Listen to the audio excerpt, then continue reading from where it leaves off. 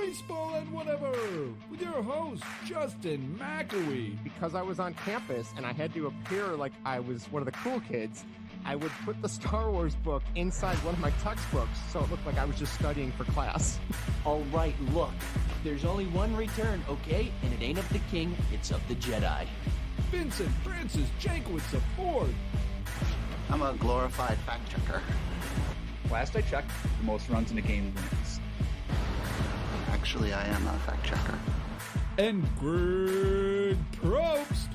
If you look at most Bond fans movie rankings, they have Casino Royale and Majesties in their top two. For me, these actually rank in the bottom part of my list. I mean, I love them, but they don't compare to Diamond Cross Forever. No, stop getting Bond wrong!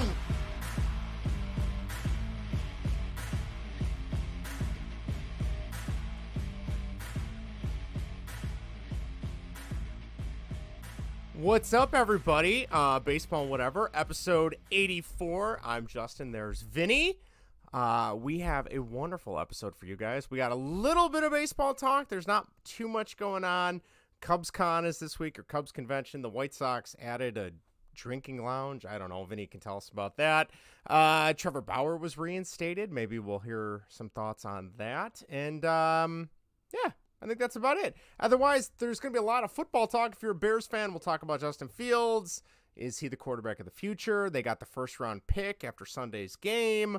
And we also have Wild Card Weekend, which is probably the most fun weekend of games to watch because there's just tons and tons of games, and they actually matter because they're playoff games. So we'll talk about that, and then we will jump into our whatever topic this week, which is the best 90s live-action kids movies. Vinny and I were both born in the 80s. You were born in the 80s, right, Vinny? 89, that's correct. Okay, that's what I thought. I thought you had the same year as my sister. Just snuck in there. Just snuck in. So we will talk about that. Obviously, growing up in the 90s, we loved our 90s kids movies, so we'll talk about that as well. The stipulation was it had to be G or PG to be considered a kids movie. I know my wife, Erica, Vinny's sister, was talking about Mrs. Doubtfire, which actually, did you know Mrs. Doubtfire was rated PG-13? Yes, I did know that. Yes, I did not. Great movie, but it doesn't quite qualify. So we will jump into all of those fun things. But first, like always, there's a variety of ways to contact the show. We love when we have people call in or comment or post or whatever. You can do that in a variety of ways. You can find us on youtube.com/baseball and whatever. Like, share, and subscribe our videos. If you are a Twitch fan, we have twitch.tv/baseball and whatever. You can tweet us, probably the best way to get a hold of us because we are on that all the time on Twitter @baseballandwhat. You can email the show baseballandwhatever@gmail.com or call in and leave us a voicemail or shoot us a text at 1-913-808-3278. That number again is 1-913-808-FART. Dynamite. All right. It is episode 84, so we need to figure out what Chicago athletes that were infamous or famous, or usually we don't remember them or we don't know who they are, but it is episode 84, so we're looking for athletes in Chicago that wore the number 84. I'm guessing they're mostly Bears, Vinny, because I can't think of anyone that wore the number 84. You got anybody for me? Yes. All right, what do you got? Cubs, there's one. It's Tyler Ladendorf. Sounds like a Rowan Gardner kind of thing. Ring a bell? No, I have no idea who that is. Okay. He second baseman, outfielder, third baseman. I don't know how many games. Oh, he played. No wonder why you didn't remember him. He played in one game. Oh, God.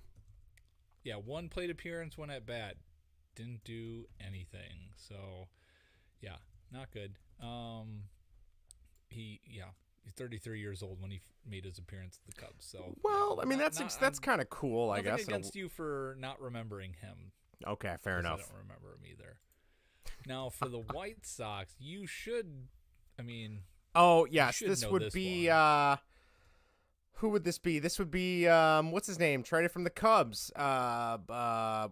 He's a pitcher, starting pitcher. Very good. Wish the Cubs had him, but they don't. Getting warmer. Who is he, Vinny?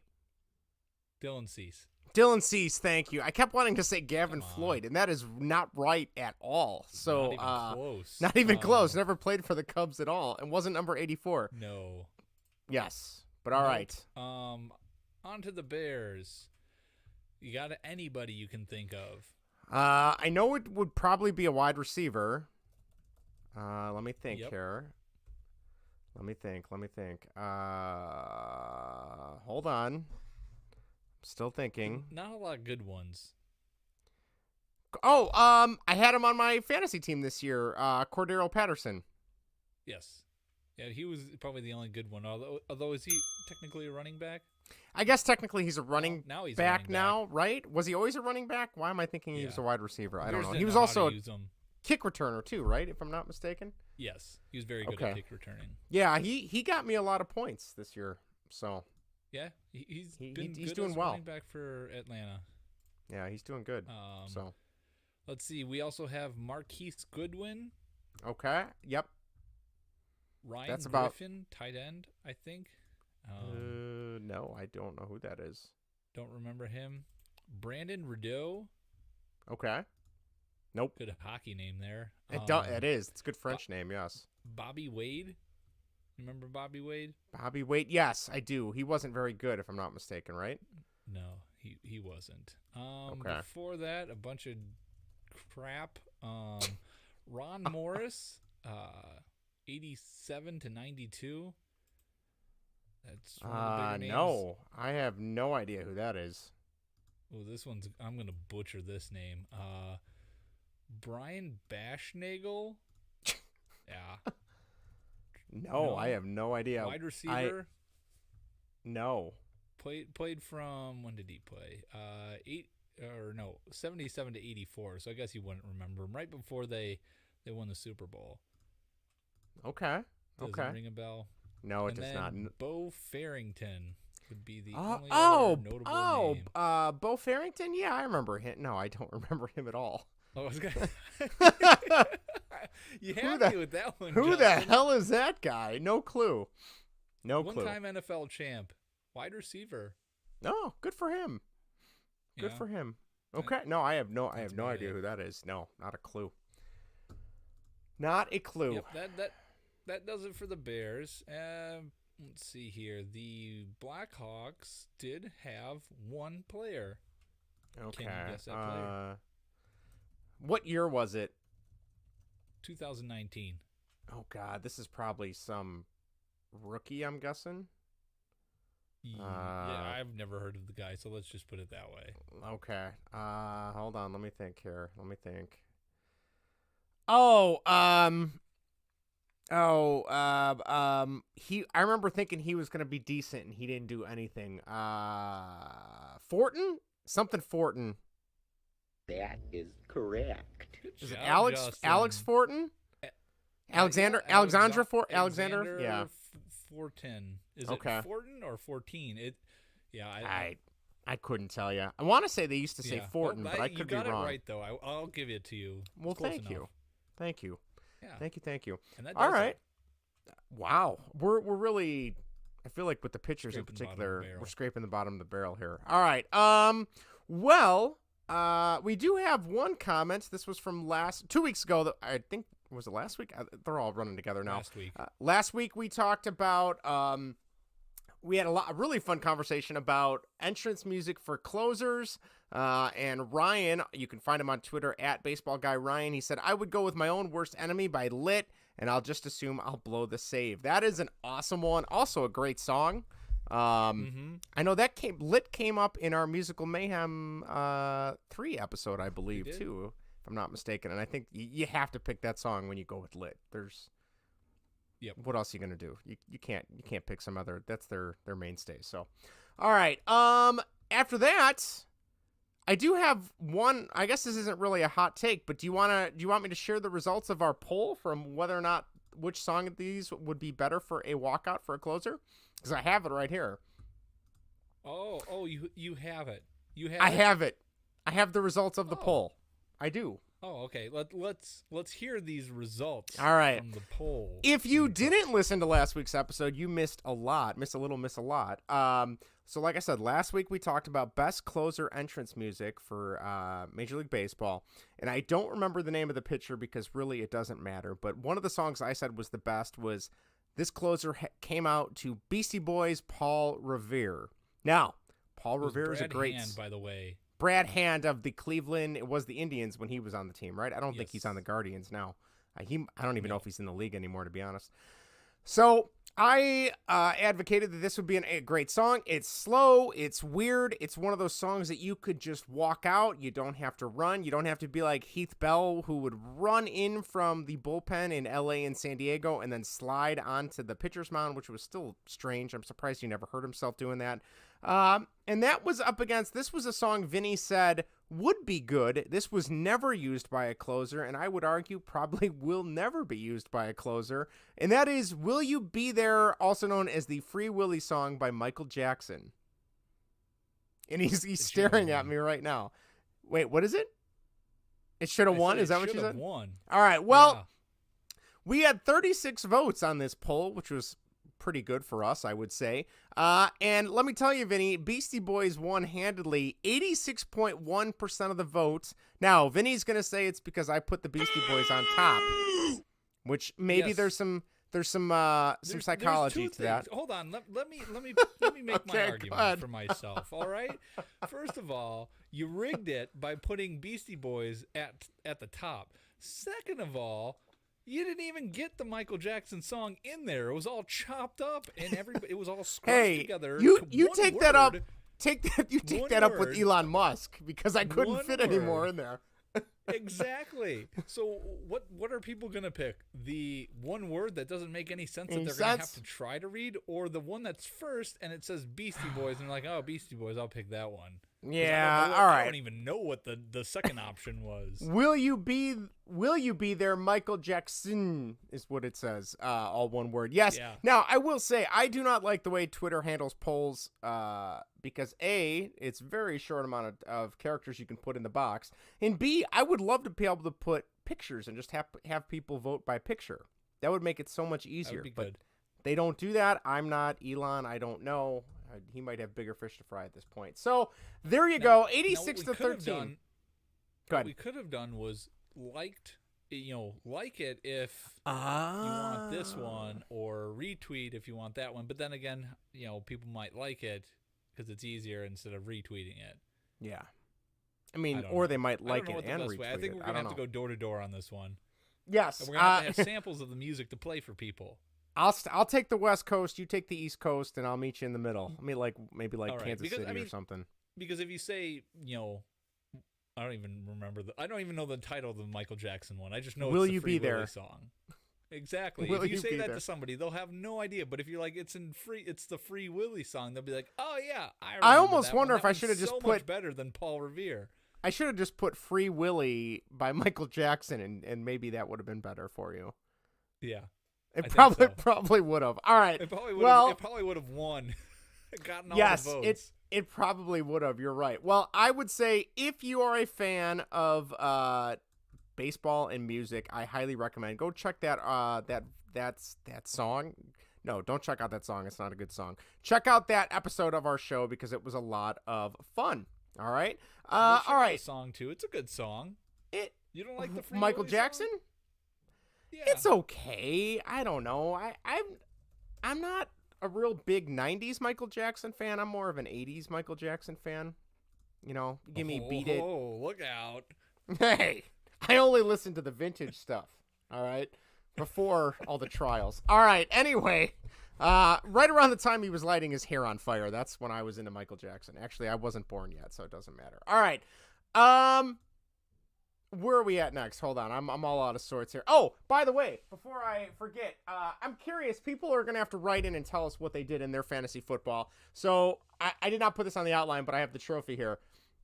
Vinny and I are in a family fantasy football league with myself, our other brother-in-law, Greg, my brother-in-law, Jake, Pretzel Vince, Vinny's dad, a bunch of other relatives. Vinny's sister's in it. I think his sister-in-law's in it. One of his other brother-in-laws is in it. We call it the Smokin' Jay Cutler League because of our guy, Smokin' Jay Cutler. And I guess with the game being postponed and then canceled altogether, I was winning. T. Higgins got me enough points. The Cincinnati Bengals defense through the first quarter got me enough points. And according to the Yahoo League, I was deemed the championship winner. I should have taken a screenshot of it because it said I was the winner. So I was bestowed this magical trophy, as you can see, and it's even got the ingrained, I guess on YouTube you can see it, Smokin' Jay Cutler. I was given this amazing trophy. And then, lo and behold, at our Christmas get-together last weekend with Vinny's side of the family, I think it was Greg that checked? I think it was Greg. It was Greg. All of a sudden, he goes, Justin, aren't you bummed you didn't win? I said, what are you talking about? That trophy's mine. And then, lo and behold, because the game was postponed, Yahoo took those points that I had earned, fair and square, mind you. They took them away, and then it said Vinny was the winner. So I guess technically, Vinny, we can be co-winners for this season. That's okay. We'll just put a little asterisk next to your name. Story of my life, having an asterisk next to it. Or I'd say otherwise. when we do get like was it your dad or you suggested we could get the wood burning kit, and we'll burn both of our names into it for this season. So I think that was Greg. There you go. Greg's always got great ideas. So yeah, needless to say, I wasn't happy with Greg after he said that. He ruined my my good vibes this past weekend because of that. But you still got the trophy. I still got the trophy. Yeah, but it doesn't feel legitimate. It feels like well, it shouldn't, because you didn't legitimately win. It feels like if I'd say if Barry Bonds made it to the Hall of Fame, but that would probably be more legitimate than me winning this trophy this season. Yes. Yeah. So, all right. Enough of that. We are going to get to the baseball talk. Vinny, hit it. Baseball. Welcome back to Major League Baseball. Sort of. Taking a look at Chicago's two favorite teams and other happenings around the MLB.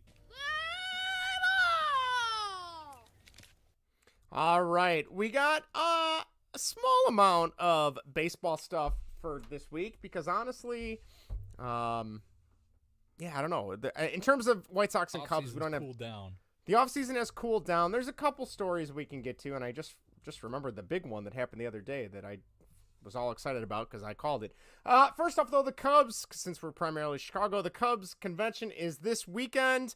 I've been kind of surprised at the amount of players that are tweeting that they're coming. A lot of them are guys I've never even heard of before that are in the farm system. I don't know if there's just maybe a higher amount of excitement because this is the first time it's been back in 3 years since COVID and the pandemic, yeah. I think. So that's kind of neat. Was the last year they had it the marquee unveiling? Yes. Where we got that wonderful picture of soundbite Tom with his goofy looking face. Yeah, saying, why are you booing Marquee? You're going to love it. Well, Tom, I can tell you it's 3 years later. I'm still booing the Marquee Network. Nothing against the fine people that work there, but that channel sucks. So, Vinny, what's the over-under on if they bring up Marquee, he gets booed again? Or do you think the Dansby Swanson signing bought him enough goodwill to make it through this convention? I don't know. They're having an ownership panel. That's yes, they are. Ballsy of them. Yeah. I don't know. I don't know. I mean, they might mention Marquee, and I'm assuming people are still going to boo him if they bring it up. He would be wise not to bring up Marquee. Yes, he would. I'm assuming they'll bring up the sports book. I'm assuming that's going to get mixed reviews. I'm sure some people are going to boo that. Sure. Let's see here. They got Coca-Cola. Coca-Cola's coming back to that was I was kind of odd of a big announcement they had on Twitter that they're going to be having Coke products back at Wrigley Field. Okay, I'm curious your take on this because your sister is like a Pepsi diva. She will not drink Coke. I don't know about you growing up, Vinny. I heard that. I'm like, okay. As somebody who doesn't really drink pop anymore unless it's like the weekend or it's a special occasion, like whenever my mom or dad went shopping and bought pop, we got whatever was on sale. So it was usually Coke or Pepsi. It would alternate. Sometimes RC Cola would show up in the fridge, and that stuff is disgusting. Let me tell you, I hate RC. You don't like RC Cola? No, it's too... Oh, come on. Syrupy? Too sugary? I don't know. I think Coke's probably got more, but sugary. Yeah. So like extra, like 5 grams of sugar does it in for you. It really sets me off, yeah. But But, like, I never really cared or had an allegiance to one, so I was kind of surprised at how many people got all excited about this whole Coke and Wrigley Field thing again. Yeah. It's like, okay, whatever, I mean. I don't know. I will drink anything that's cola. I don't care even if it's like the Sam's Club Dr. Cola or whatever the off-brand Mr. Pibb instead of Dr. Pepper. Yeah. Exactly. I don't know. Speaking of pop products, did you see Sierra Mist is gone? They got rid of it. Now Pepsi is making a while ago, I thought. I guess they officially killed it this week because they changed the brand and now it's going to be called Starry. That's weird. The name of the Starry. Yeah, it's the same. I don't know if it's the same form. Starry. Starry. Anyway, I digress. You've never been to a Cubs convention, have you? I've not. Neither have I. Is that Sounds like something it'd be you? a lot of fun. I was gonna say, like, as a kid, I didn't really care. As an adult, I think it'd be kind of cool just to listen to the stuff and see the players and stuff. Like, same thing with the Blackhawks conventions. I've never been to any of those, and I feel like those guys really. I mean, the Cubs convention was around long before them, but I feel like the Blackhawks really made a name for themselves with that thing when they started that in 2009, 2008, something like that. So yeah, I'll be curious what comes out. I'm excited to see some of the players that'll be there. It's really cool just to listen to them and hear them. Like, for example, I watched the other day while I was running on the treadmill. They had Tucker Barnhart's Zoom call where they announced his signing. Seems like a really cool dude. I've never heard him talk all these years. So, like, getting to see the players in that light and see them kind of goof around with each other is pretty cool. I don't know if any major news stories are going to break from the convention this weekend, but usually I know NBC Sports Chicago used to run some of it, which now it'll be all Marquee that runs it, I would imagine. So I'm going to have to download the app and find my buddy's password and log in illegally again because I don't pay for Marquee. So there you go. You got any other Cubs stuff, Vinny? We are in the doldrums of the off season right now. Yeah, it's been really quiet. All right. Yeah. Well, what about the White Sox? You were telling me they built a new something in the stadium. What did they build? What did they set up in the stadium recently? Yeah, the White Sox just was it yesterday? Yesterday or earlier today, they unveiled plans for the new upper decker view bars. Ooh! And it is near sections 516 and 548, and they'll be open at the start of the 2023 season. They're sponsored by Molson Coors. So I'm surprised they're not like the banquet lounges or the banquet rooms or something. Yeah, like that, something on brand. Yeah, banquet beer. You would think they would go that route, but no, they call it the view bars. Yeah, it's kind of weird. Mm-hmm. Yeah, it's just like a hole, and you can. It just looks like it's like a bigger, like, part of the concourse as you're walking into the stadium, but it's just now they have some seats there. It's not like a good viewing area. I feel like I don't know how it'll look because the renditions of it is very small. They have like two tables on each, like they have a pillar separating in the middle of it, and they have like two tables on each side. There's not a lot of room there, so I don't know. Yeah, you can't fit a lot of people there. You're not. I mean, who's gonna? No, I'm looking at CBS News Chicago. They have like the digital mock-up of what this is going to look like, and I don't get it. Like, what's the purpose of this? This just seems like a little change just to make some news, right? Like, I know it's not. It's more than that. Yeah. But like you said, in this digital rendering of it, there's like 6 tables there, if that. Yeah. Like. There's not even like a good area to kind of just stand and watch the game. Like you can. No. There's the people that get the tables are going to be the ones like that get to see everything, and nobody else is going to be able to see anything. Yeah, no. I don't know how that's going to work. It's going to be. I don't know. I don't think it looks that good at all. No, I don't really. Goofy. I don't understand. I did pull up the press release. Brooks Boyer, the White Sox chief revenue and marketing officer, had to say this, Quote, baseball is built on community. We are focused on building new areas around the ballpark designed to allow fans to meet up and experience this game in new ways. We wanted to create a unique experience for fans sitting in the 500 level concourse. These 2 new bars invite fans to customize their ballpark experience, providing open spaces to see the game from different perspectives. That sounds like a bunch of marketing crap to me. Yep. Yeah, that sounds like a bunch of garbage. But anyway, hey, if you're a White Sox fan, you want to sit somewhere new that like 15 people can sit in, go for it, have fun, knock yourself out. Reminds me a little bit of if you've ever been to the United Center for Bulls or Blackhawks games, they got the bars on the corner sections of all the 300 level. But even then, there's a handful of tables, and if you don't get there early just to stand and watch the whole game instead of sitting in your seat, I don't know. I mean, fine, I guess. Like, I don't know. If I go to a sporting event or a game, I want to sit and watch the game. I don't want to sit in a bar and just drink or, I can sit in my seat and eat and drink if I have to, but I don't know. I mean, it would be nicer if there was like an area where you could kind of like stand and watch because you're up and you're moving around, you kind of want to stand and stretch your legs. So it'd be a good, if you're viewing it, if you want to view the game, have it be an open area where they can stand and watch the game. Right. Whatever. I don't know. Yeah. I mean, there's it better just spots to.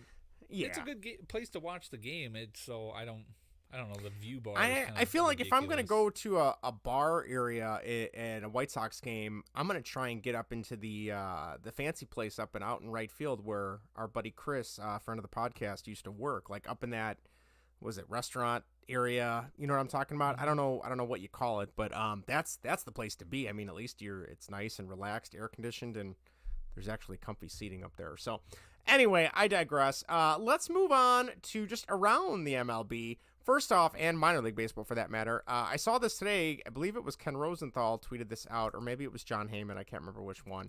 The electronic strike zone is coming to AAA for all teams next season. So I'm starting to think this is going to be in the majors in within the next 5 years, probably, if not sooner. I mean, I would say sooner. It's got to be. They're already doing the bigger base paths. Next year, and what else are they? They're got something else. God, I can't think of it. There's so many things in the minors that are being worked on for the pros. Yeah, implementing in the MLB next year. So yeah, I would assume probably less than 5 years. I would honestly say within 3 years they'd probably have that up there.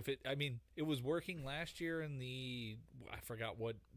It was some small league. Like in one of the West Coast, and I remember they were talking with Theo Epstein when he was at that game when they had it implemented. And he was being interviewed, and he was talking about all the changes they want to do to speed up the process and everything. So.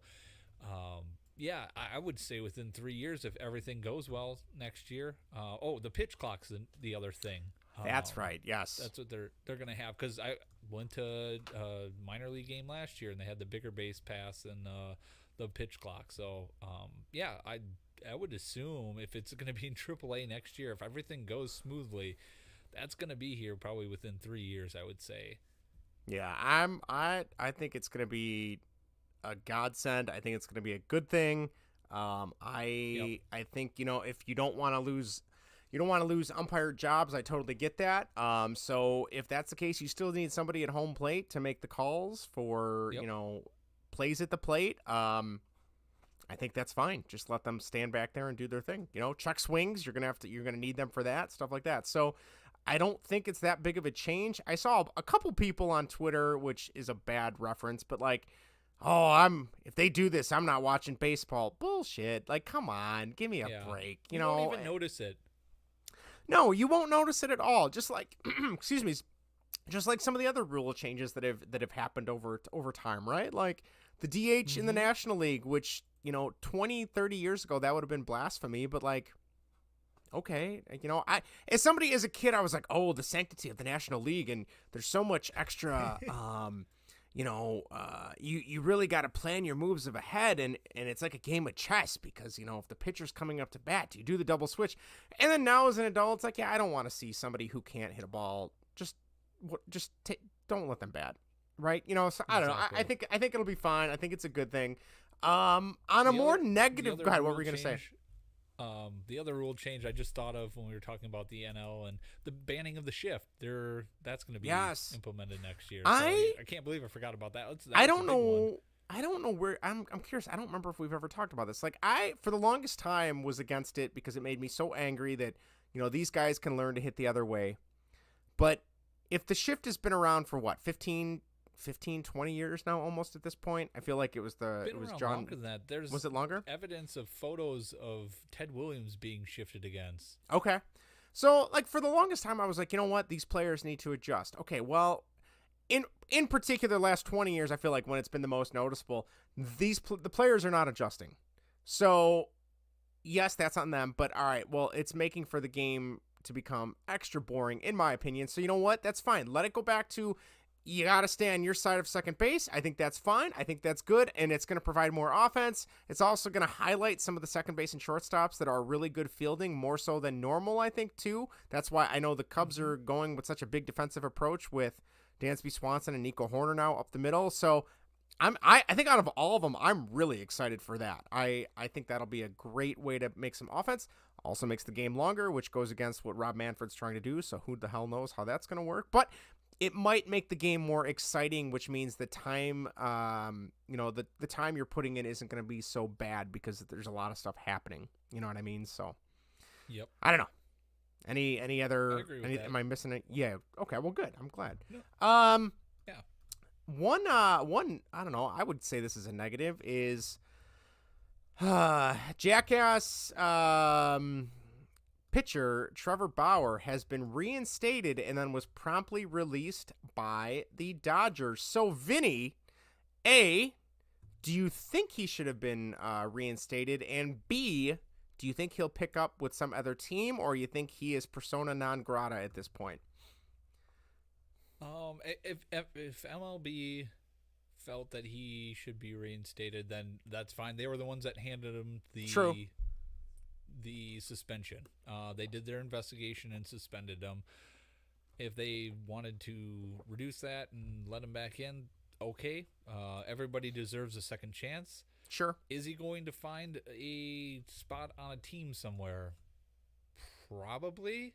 Yeah. I don't know. Somebody will take him. I would be shocked if he's not picked up by somebody. Yeah. I think, someone's going to take that flyer and give him that second chance. I don't know who that's going to be. There's a lot of baggage with him, a lot of negative media with him. Yep.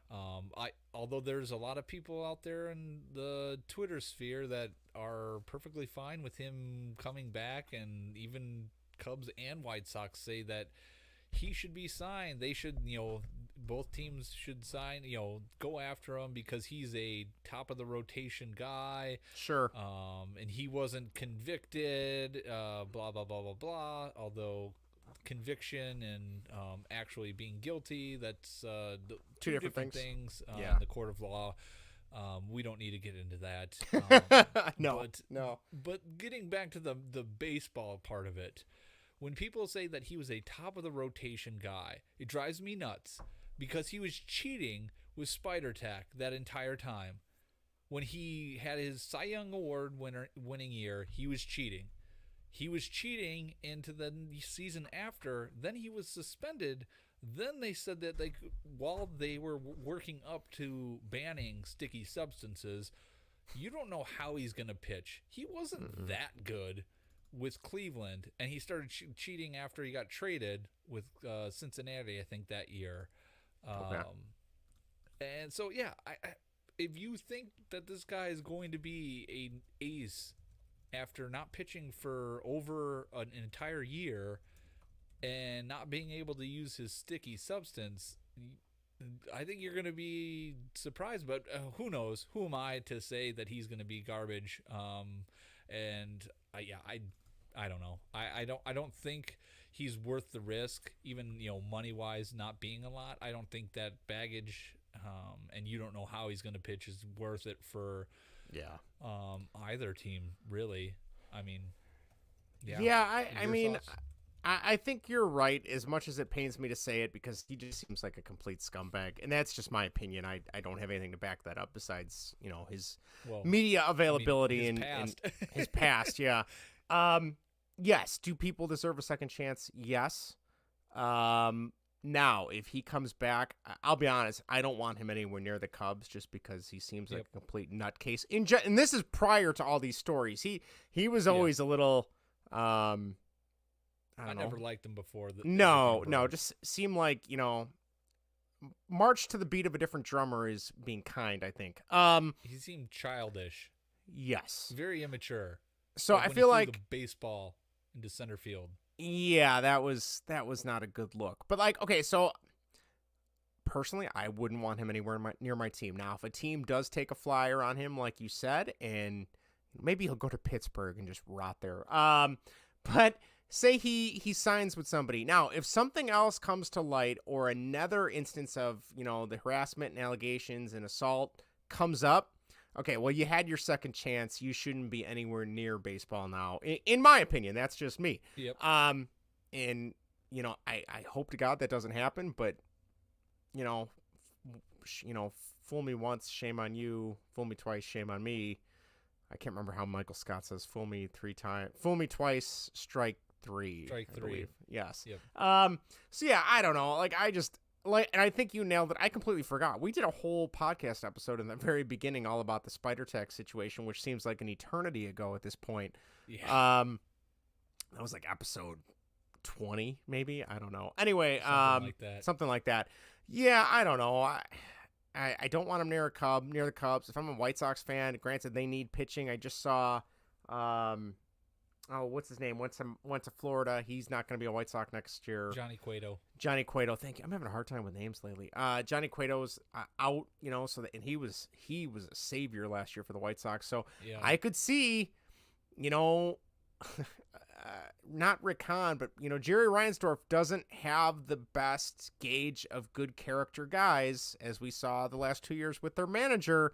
So could I see it? Maybe. I hope I'm wrong. Maybe sexual assault is where Jerry draws the line. DUI, multiple DUIs. Sexual assault, no. Both horrible things. Both horrible things. Yep. Let's not say one. Well, I'm not even gonna get into that. But anyway, yeah. So we'll see what happens. I don't know. I think if he does sign on with somebody, I think it's gonna be closer to spring training. I could see somebody trying to slip that in right before pitchers and catchers report and trying to make that like a Friday at 3:30 p.m. news drop to try and kind of get through the weekend. But I don't think it's going to happen right away. I think it's going to take some time. And if he were to come out and do like some soul searching and not admitting to things would be probably his best bet, but I don't think he's going to do that. But just kind of say, hey, I made some mistakes in the past. I'm trying to work through that. I think that would go a long way. But like you said, his personality, I feel like, doesn't allow him to do that. He doesn't have that kind of conscience. Conscience is too strong of a word. He doesn't have that mentality, I guess. Fiber? Moral fiber would be a good way to put it, yes. So we'll see. I have a feeling there's going to be more to the Trevor Bauer saga this season. Yeah. So the only other baseball story I had, unless you got anything else, Carlos Correa is a twin. What did you want to say, Vinny? I'm sorry. I was just going to say he might even go further into the season like it did with Craig Kimbrell. Remember, he was the Cubs signed him mid-season. Could be something like that where a team's going to get desperate. They're going to lose a pitcher, and they're going to be like, well, he's still out there. Might as well sign him and bring him in mid-season, which I think would almost dampen it even more than sneaking him in by spring training. That's true. Yeah, it'll be interesting. I think if he's not signed by spring training, it'll be a contender later on in the season that'll pick him up if they have a major injury. That's what I think I could definitely see that being the case, because then you can say, well, what are we going to do? We need a pitcher, and I think you get the fan base to buy in a little bit too. Especially if it's a team that is in like a pennant race or wild card race, they might be willing to the Cubs put that aside. bringing in Chapman. Yeah, he had issues. He had domestic issues, and they brought him in, and people looked the other way a little bit. Yeah, we all did. Sat there and cheered him on in the World Series. We all did it. Yeah, that's a very good point. All right. Well, speaking of players that we don't have to cheer on because they're not Cubs and they're not White Sox, but he is back in the AL Central. That is Carlos Correa. The Carlos Correa adventure has ended. He leaves the Mets. Well, he never signed with the Mets because they couldn't work out a new deal, and he goes back to the Twins. I need to pull up his actual deal. It is less. It is 7 years. 6 years? 6 years. 7 Thank you. years. It is a 6-year contract worth $200 million with a vesting option that could push it to $270. So he gets a 6-year contract, which is a far cry from the 12 and 13-year deals he was shooting for with both San Francisco and New York. Obviously, Minnesota has a much more closer history with him, so they kind of know what to expect. Also, I think 6 years, you might be more willing to take a gamble on that because it's not like, 6 years, you might have an idea of where his plate and his leg is going to be. How is that going to be causing him pain, perhaps? 13, 12, 10, 11, 12, 13 years, that's a decade away. You have no idea what's going to be happening, right? So, it made sense once the Mets stuff was happening. I think Steve Cohen kind of had to do a little bit of a mea culpa a little bit because he was out there saying that, this is the guy that's going to solve our problems. This is what we've been missing. And he leaves because he didn't get what he wanted. So, good for him for getting what he didn't exactly get what he wanted, but good for him for still getting a decent contract. $200 million is nothing to sneeze at. Do you think that makes the Twins still the well, no, they weren't the leader of the division. You think that pushes them ahead of the White Sox? Or no? You think that puts them in second place in the division? No? What's that? Does that put them in second place in the division, you think? The Twins? Yeah. Because I don't think it puts them in first. Or you think it puts them in first? I don't think it puts them ahead of the Guardians at all. No, I didn't think so either. Okay. I would have to say it's going to be the Guardians and the White Sox. Okay. Fighting for first and second. I don't see the Twins doing anything. Yeah. Just because they have Correa, they didn't last year, and they had him. So. Well, in last year was so weird because they were in charge of the division for at least 3/4 of it, and then they just kind of fell off a cliff, and then they fell behind the White Sox. I don't know. I don't. Or were they? I thought they were in first for a good chunk of at least for like half a year. I thought they were in first. Oh, I guess so. I don't know. It's been a while. I was more focused on the White Sox not doing just not moving. Not doing anything. Yeah, that's true. Yeah. Good point. But I guess they were in first. It was all back and forth. I feel like between all three of them. Yeah, you're right. I don't think anybody really had it for too long of a time. But no, I don't think. I think you're right. Well, as exciting as the baseball talk has been this week, we do have something more fun to talk about, especially if you're a Chicago Bears fan. So let's get to the football talk. Manures of the Midway, where the guys talk the pile of horse crap that is the Chicago Bears. When you consider the other choices, manure is actually pretty refreshing. All right. So the Bears lost. That was a pretty bad game. I turned it on for maybe for like a quarter, and then I was more glued to the Texans game. Lovie Smith did the Bears a solid. Supposedly he knew he was out the door already at this point. Do you believe that? I do. I sent that text to our group message, and I saw the outcome of the game, and I saw how it ended. Him going for it, Hail Mary, and then going for 2 points. Not even trying to take it to overtime. He wanted to win the game right there. I thought for sure, because they had said that he had talked with McNair, I think, the owner of the Texans, earlier that week to plead his case today. And I'm like, ooh, I bet you he knew he wasn't going to be around, because if you're the Texans and you're a coach and you know you're going to be back, you want the first pick. Yeah, and exactly. He literally was playing not to get the first pick. That is probably maybe his best win as a Bears for the Bears. Maybe right there behind the NFC Championship game. I mean that. Do you think he's kind of torched any chance because of this to get another head coaching job, or do you think his team's not playing well torch that chance? Because I mean, he didn't do well. He didn't do well in the NCAA. Yeah, I mean, yeah, I mean, the Texans are a garbage team anyway, so yeah, I don't know. Mean, he's kind of like he was in the Matt Eberflus kind of, he didn't have a lot of talent around him, and he was expected to. I mean, with that roster, where no one was picking him to do anything with that roster. I think maybe because he went out winning and kind of screwed him over. I don't know how that plays. Yeah, I guess it was more of a middle finger to the owner than necessarily a GM. Yeah, another true. GM could pick him at their own accord. GMs and owners don't necessarily go hand in hand, but maybe the owner steps in and be like, I don't want that guy because he screwed over the Texans owner, and I'm golf buddies with him or something. Yeah, like that. I don't know how close these owners are. It seems like a good boys club, but yes. I don't know.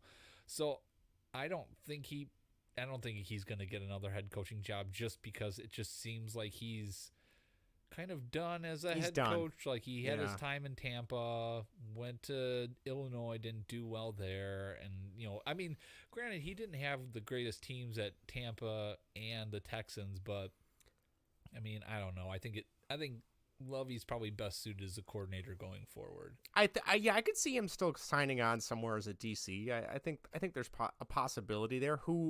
Who that is, I mean, the guy knows how to run a defense, but like you said, he didn't have anything in Houston, didn't really have anything in Illinois when he was a college coach, so, and obviously the recruiting for Illinois, I feel like, has got to be weird because they haven't been good for so long. I can't imagine. I feel like a lot of Illinois recruits probably go out of state, I would think, so I don't know. I could be wrong, but well, okay, so that leads us to the second point. He won the game for the Texans, which bumped the Bears up to the first round draft pick. Vinny, it's draft night. You're Ryan Poles. I almost said Ryan Pace. You almost said Pace. You're Ryan Poles. You're on the clock. What do you do with the first round pick, knowing Justin Fields is sitting there? And again, I will die on this hill. He is a good quarterback, and I think he can be a star. He just needs talent around him. So what do you do with that first-round pick if you're Ryan Poles? Hands down, I'm drafting Bryce Young. I'm going to convert Justin Fields to running back because that's what his best position is. No, I'm kidding. Anybody that says that is a complete moron. No, what I'm doing if I'm Ryan Poles is I'm going to work that pick and try to sell that off to the highest bidder, which it could be either Texans. Try to create as much draft rumors out there that the Texans really like some quarterback that the Colts really like, and try to pit them against each other because they're in the same division. Yep. I think the Colts are at 4, and Texans are at 2. So right there, you can pit them against each other. Hopefully the Colts will give up. I think they have a 4 and a 12. It'd be great to get maybe another one for next year because they probably won't. Well, maybe they'll be good, or maybe you can get one of their players. They have pretty talented defensive players. They got some good offensive players. I would sell that thing for the highest one. If the Texans have the best package, get the second pick. Heck, trade that second pick and get more picks. Would be an ideal scenario. Drop back because if there are plenty of teams that need a quarterback. I think I looked at it. It was maybe 7 to 10 teams could use a quarterback. I would look again. Okay, I got the second pick. If CJ Stroud's out there, anybody want him? You want to jump somebody else? There you go. Get some more picks. Again, this team, for the people that are saying the Bears need to draft Bryce Young because they believe in their fibers that Justin Fields is not an NFL quarterback because he can't do whatever they think he needs to be doing. And the Bears should take the number 1 pick and draft Bryce Young. Bryce Young is going to be in the exact same situation that Justin Fields is in. It's going to be worse because he's going to be a rookie behind nothing. Granted, they should add a lot in free agency, but still, they need a lot. There was clear offense and defensive lines need to be pretty much rebuilt. You can only do so much in free agency. They're still going to have holes everywhere. You're going to need probably a linebacker. You're going to probably want somebody, maybe another player or two in the secondary. The wide receiver is a big hole. They could probably use another tight end. I know Cole Kmet started flashing this year. That's great. Yes, he did. But, yeah, you still need somebody, a different type of tight end. I don't know what tight end or position he technically plays, a U or a Y or whatever that is. Yeah. But get somebody that can complement him, because they really didn't have anybody last. It was kind of him and nothing really. Yeah. So they might need a running back. I don't know if they're going to sign Montgomery. They have holes all over. Quarterback is. I mean, even if you don't like Justin Fields or say, oh, he's got a lot to work on, okay, that's fine. He's got stuff to work on. You need to improve the talent around him to figure out if you have it.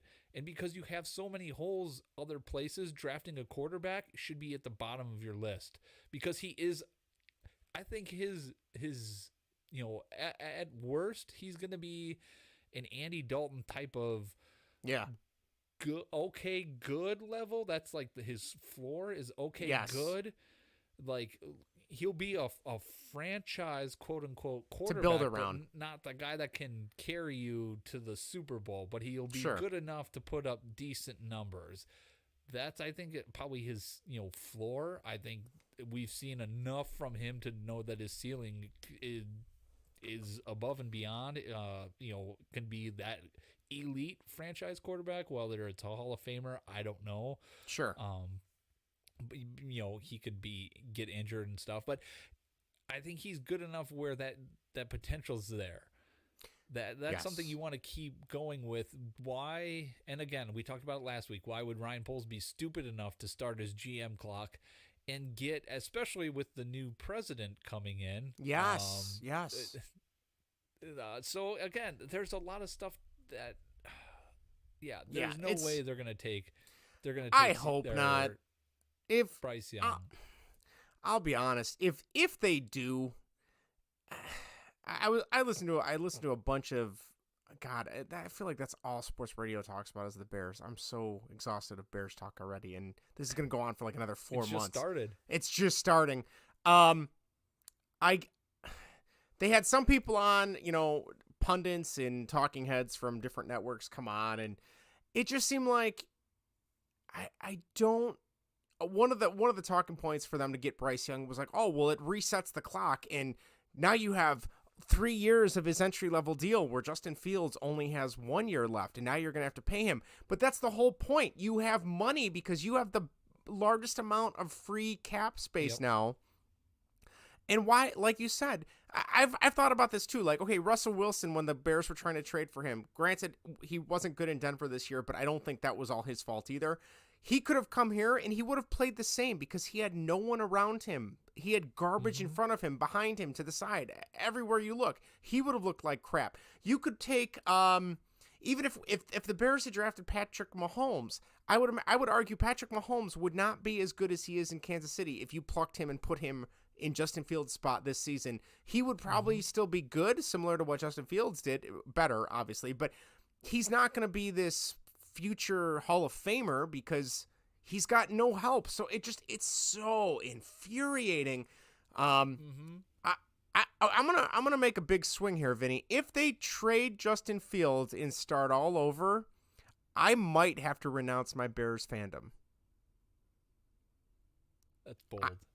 That's bold. I think I'm willing to stake it because that team that organization just constantly makes mistakes. And I'll be honest, who the hell am I? I've never played football besides Madden in 2K. I don't know the ins and outs. But like for the last 2 years, especially this year, when the Bears fans, myself in particular, I knew they were going to be garbage. But the whole thing was show me Justin Fields making improvements so that I know the future is positive. He did that in spades, in my opinion. Every game? No, but a majority of the games, he looked phenomenal. despite not having anybody to work around. And if one more person tells me, well, he can't throw to anyone because, A, no one is good enough to throw to. Darnell Mooney was hurt for, what, half the season? And that's their number one. I would argue since November 20th. Since November. Darnell Mooney on a good team is probably a third receiver. Maybe second, but he's definitely not a number one. Second at best, yeah. At best. Third or second. So when your number one guy, who's not really a true number one, is hurt for the majority of the season, and the rest of the team is made up of nobodies and practice squad people or guys that were, I don't know where they found them, and then you're going to say that that's what we're going to base Justin Fields off of throwing? No, when he made successful throws that randomly were caught, I think Cole Kmet was their number one receiver this year, which is insane to me, and I think he only had like 500 or 600 yards, which is a joke, but that forced Fields to run more. He's not normally that much of a running quarterback. So just knowing he's got that skill, and then you give him guys to throw to in conjunction with, and this is huge, an offensive line that isn't a freaking sieve, I think that makes a big difference. So you keep him, like you said, I think you nailed it. Trade with Indy to get the second pick. I mean, Eberflus worked in that organization for how long? He should know guys that he wants to bring over if that's the case. And then if you do get the second round pick from whoever, turn around and trade that so you get 3 or 4 first round picks for this year or for next year or whatever, and start to plug those holes and spend the money. Don't spend all of your free cap money this offseason because, like we said, you're going to need to pay Justin Fields if they keep him around. But oh my God, if they start all over again with a new quarterback and then next season it's going to be learning that scheme again. And the Jaguars are a perfect example. They had Trevor Lawrence. They had nobody around him last season. They finally put guys around him, and now they're in the playoffs. Are they lighting the world on fire? No, but it's a process. So that's all I have to say. But if they do make this big move and trade him and start all over, that might finally be the final nail in the coffin. It's been getting close. Ryan Pace did a number on me. He really did a number on my. He did. I can't. Oh God. Anyway, I don't know. Yeah, that's all I got. I don't know if I could go as far as renouncing my fandom of the Bears if Ryan Poles does that. I will. If he trades Justin Fields, I would assume that was the best offer on the table. True. Is what it would be. But he even said in his presser he's going to have to be blown away by the quarterbacks to consider him. Yeah. So if they blow him away that much and he has that strong of a conviction, that's fine. Like, I really like Justin Fields. I'll be super bummed about it, but at the same time, all right, like this is what it is, and there's a new president, there's a new sheriff in town. What? If this doesn't work, your seat's gonna be really hot if you pick a quarterback. With the new president in town. So, yeah, I guess I'll roll with it, and I'll be exhausted from it, but I guess I'll roll with it. I won't leave, but yeah, I agree. And also the people that are saying the Bears need a clean house, it's just ridiculous. With the they were 1-7. I saw the stat. They were 1-7 in 1-score games this year. That's a big difference. If they win half of those, they're middle of the pack. Which is where you don't want to be. Exactly. So you got that. You had them playing hard every week for a bunch of practice squad guys, pretty much. That was a testament to the coaching staff. Yes. Another thing I think I saw, they led the league in rookie snaps and the amount of snaps that rookies were taking. I think Ryan Poles mentioned that today, or mentioned that this week too, if I'm not mistaken. 1,000 more than the next closest team. 1,000 more rookies. That's insane. Got snaps. That's insane. Then the next closest team. You know what else they were? They were the third least penalized team.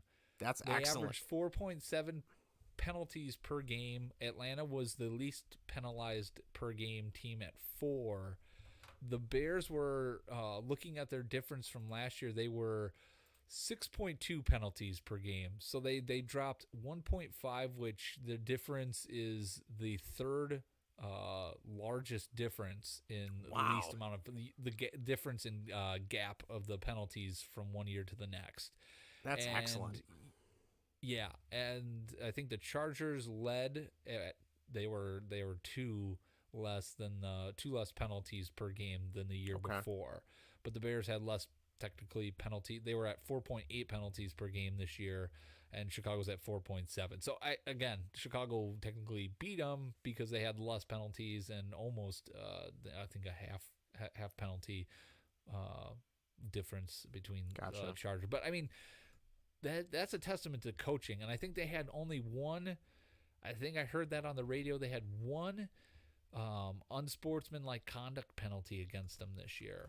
And that was, or maybe it was two, and one of them was the wiping of the field with a towel, which doesn't really count. It's not, Forgot about that. Typical like a trainer, so to speak, in Green Bay, like they like to do there. Yes. But yeah, so that's just a testament to the coaching. So I don't think they might get rid of Alan Williams, the defensive coordinator. He didn't look too good. His schemes weren't that good. Maybe they bring Lovey in as defensive coordinator. Give him a job. What a crazy story would that be? Yeah. Hey, you got us the first round pick. Here you come on in. Yeah. Right. Or maybe they bring Lovey in as some sort of defensitive specialist or schemer linebacker or something coach. like I don't that. know. Yeah. I don't. Maybe they'll make some changes at coordinator. I don't think Getsy's gone. I don't think Alan Williams is going to go. Again, they didn't have a lot of talent there. I think if anybody is going to go, I think it would be Alan Williams, just because it was. The scheme didn't look. They couldn't get any sort of pressure. And it looked like every time they called the blitz, it was getting picked up. Yeah. Again, that could be talent wise, and Matt Eberflus might give him one more year. Sure. When they get some talent to let him do his thing. So who knows? But yeah, it's going to be exciting with the first pick. It's going to be nauseating with all the. Are they going to trade Justin Fields? They should trade Justin Fields. All that garbage, because they shouldn't trade him. So it'll be interesting to see what they do draft night. It will be. I'll be excited. I'll be glued to my TV. That's for sure. All right. It is Wild Card Weekend, so we have to make some predictions real quick before we get to our whatever segment. So, Vinny, we have the 13-4 49ers versus the 9-8 Seahawks. Who do you have in this game? I will take the Niners. I will as well. The Seahawks have always been like my closet favorite, or not favorite, closet team, because that's who I always played with in Madden. Warren Moon was my guy. But yes, I will take the 49ers as well. They are on a roll. I think the Seahawks have been a great story. I was watching behind the scenes thing with Pete Carroll, kind of talking to the team after they won and made it to the playoffs, and it was really cool. I don't know, Pete Carroll still seems like a goofy dude to me. Yeah, there you go. All right, next up, we have the Chargers, who were 10-7 versus the 9-8 Jaguars. Who do you think takes this one, Vinny? I'll take the Jaguars this game. Ooh. Any particular reason, or just going for the underdog? I just feel like the Chargers are frauds. Yes. I really don't. Yeah, I think you're right. I'll take the Jaguars. I think you're right. Yeah, I don't think the Chargers are as good this year as their record says, and 10-7's good, decent, but all right. Next up, we got the 13-3 Bills versus the 9-8 Dolphins. Vinny, who you got? Bills. Yes, I think I think with everything that happened with DeMar Hamlin and the way the coaching staff handled that so well, and he's doing good. I really think this could be the Bills' year after the 4 years of making it to the Super Bowl and then not winning any of them. I'm thinking this might be their year. So we will see. Right. But I just messed up the formatting in the doc. Anyway, all right, Fine. That's all right. Okay. Next up, we got the 9-7-1 Giants versus the 13-4 Vikings. Vinny, who do you got? I got the Giants in this one. Yeah, me too, actually, oddly enough. I don't know if it's just because I'm excited to see the Giants back in the playoffs. But yeah, I don't know. Brian Dable is their coach, right? The Vikings are what? Isn't Brian Dable the Giants coach? Yes. Yep. Okay. Yeah. I'm sorry, what were we going to say? Go ahead. Play caller. I just think the Vikings are just God, they're so fraudulent. They're even worse than the Chargers. I mean, I think their point differential was negative for the year. Yes, I saw that. Well, actually, I think the Bears game. I think the Bears. Oh, game that helped kind them, of. But Yeah, I think you're right. going into that game, they were a negative point differential because they got blown out by Green Bay the week before. So, yeah, I'm gonna say Giants in that one. All right. I will. Wow, Vinny, we have tied. We have matched up. All of our predictions are the same, so this should make for good audio next time. All right. We have the 12-4 Bengals versus the 10-7 Ravens. I believe Lamar Jackson has been out the last 4 or 5 weeks. Vinny, who do you got for this one? I'm gonna say Bengals. Yeah, me too. With Lamar Jackson being out, I just think that they're the team to beat right now. Yeah, I think outside of Kansas City. Yes, I think the Bengals are probably 2. Even with the Bills and everything that was going on, I think the Bengals they're playing good right now. Man, Joe Burrow is just so good. I like him as a quarterback. All right, and then lastly for Wild Card Weekend, Cowboys 12-5 versus the 8-8 Bucks. Is this Tom Brady's swan song, or does he pull one out of his bag of tricks? Oh, it's Cowboys are gonna. I think you're right. Yeah, I think the Cowboys are gonna steamroll them. And to be honest, I would probably laugh, and I wouldn't mind it either. I don't know about you, but yeah. All right. Don't care. Well, next week we will see if Vinny and I were correct. We'll see how many we were able to pick. But now it's time for some fun. Vinny, let's move on to whatever. Now it's time for whatever. Whatever. Whatever. Whatever. Whatever. Whatever. Whatever you want. Whatever I want. Whatever, dude. Irrelevant. Whatever, dude. All right, Vinny, take it away. Welcome to Whatever Baseball and Whatever. This week we are counting down or counting up, ranking our top 5 90s live action kid movies rated PG or G. No cartoons are allowed. If you remember, in episode 64, we did just 90s kid movies rated PG or G, which was a mistake that we said in the episode that we needed to narrow it down. 20 episodes later, here we are narrowing our list down. Justin, I don't know about you, but I actually went back and looked at my list. Oh, did you? From the prior episode. Okay. My top 4 from that list were all live action movies, so I decided to not pick any of those. Oh, look at you! There were so many good '90s movies that I could probably make up a '90s list with a top 5 list without selecting those. So I did not select those. My top 4 last time out was Good Burger, Cool Runnings, Rookie of the Year, and Mighty Ducks were 1 through 4. Okay. In that order. And yeah, so I decided not to pick any of those this time around. I don't know about you. I was going to try and do that, but there's a couple movies on my list that are just so important's not the right word. So influential to me that I had to keep a couple. But I'd say there's 2 or 3 that I did mix in, and I have plenty of honorable mentions we can talk about as needed as well. Okay. All right. Justin, do you want to start it? I will start us off. All right. My number 5. I was not. When we had cable at home, I was a Nickelodeon kid. I was not a Disney kid. We did not have Disney Channel back then because, for whatever reason, you had to pay extra for Disney Channel. I almost said Disney Plus, Disney Channel. But we did have Nickelodeon, and that was my channel of choice, even over Cartoon Network. I was not a big Cartoon Network kid either. And really? I loved All That. I'm sure you know where I'm going with this. All That was one of my favorite shows because I loved watching Saturday Night Live, probably at way too young of an age, and All That was just a kid's version of Saturday Night Live. So I have to go with Good Burger. Like that movie, nice. Abe Vigoda, Kenan Thompson. Why am I starting with Abe Vigoda? Kenan Thompson, Kel Mitchell, Abe Vigoda, Shaq is in it. Sinbad is incredible. I love me some Sinbad. Sinbad's great. House Guest is another movie. I think House Guest is PG-13 though. Otherwise, that would have been on my list as well. Now I'm gonna look and see if it's PG. I'm gonna have to swap some things around here. I think it's PG-13. It's PG-13. One of my favorite movies. I think I bought that on DVD a couple months back just to have. Anyway, so good. One of the few, I feel like anytime you have a TV show or a kids show in particular that becomes a movie, it's not usually good. And maybe adults back in the 90s thought this was the dumbest movie, but I would still argue that this is a fun movie, even as an adult growing up from then.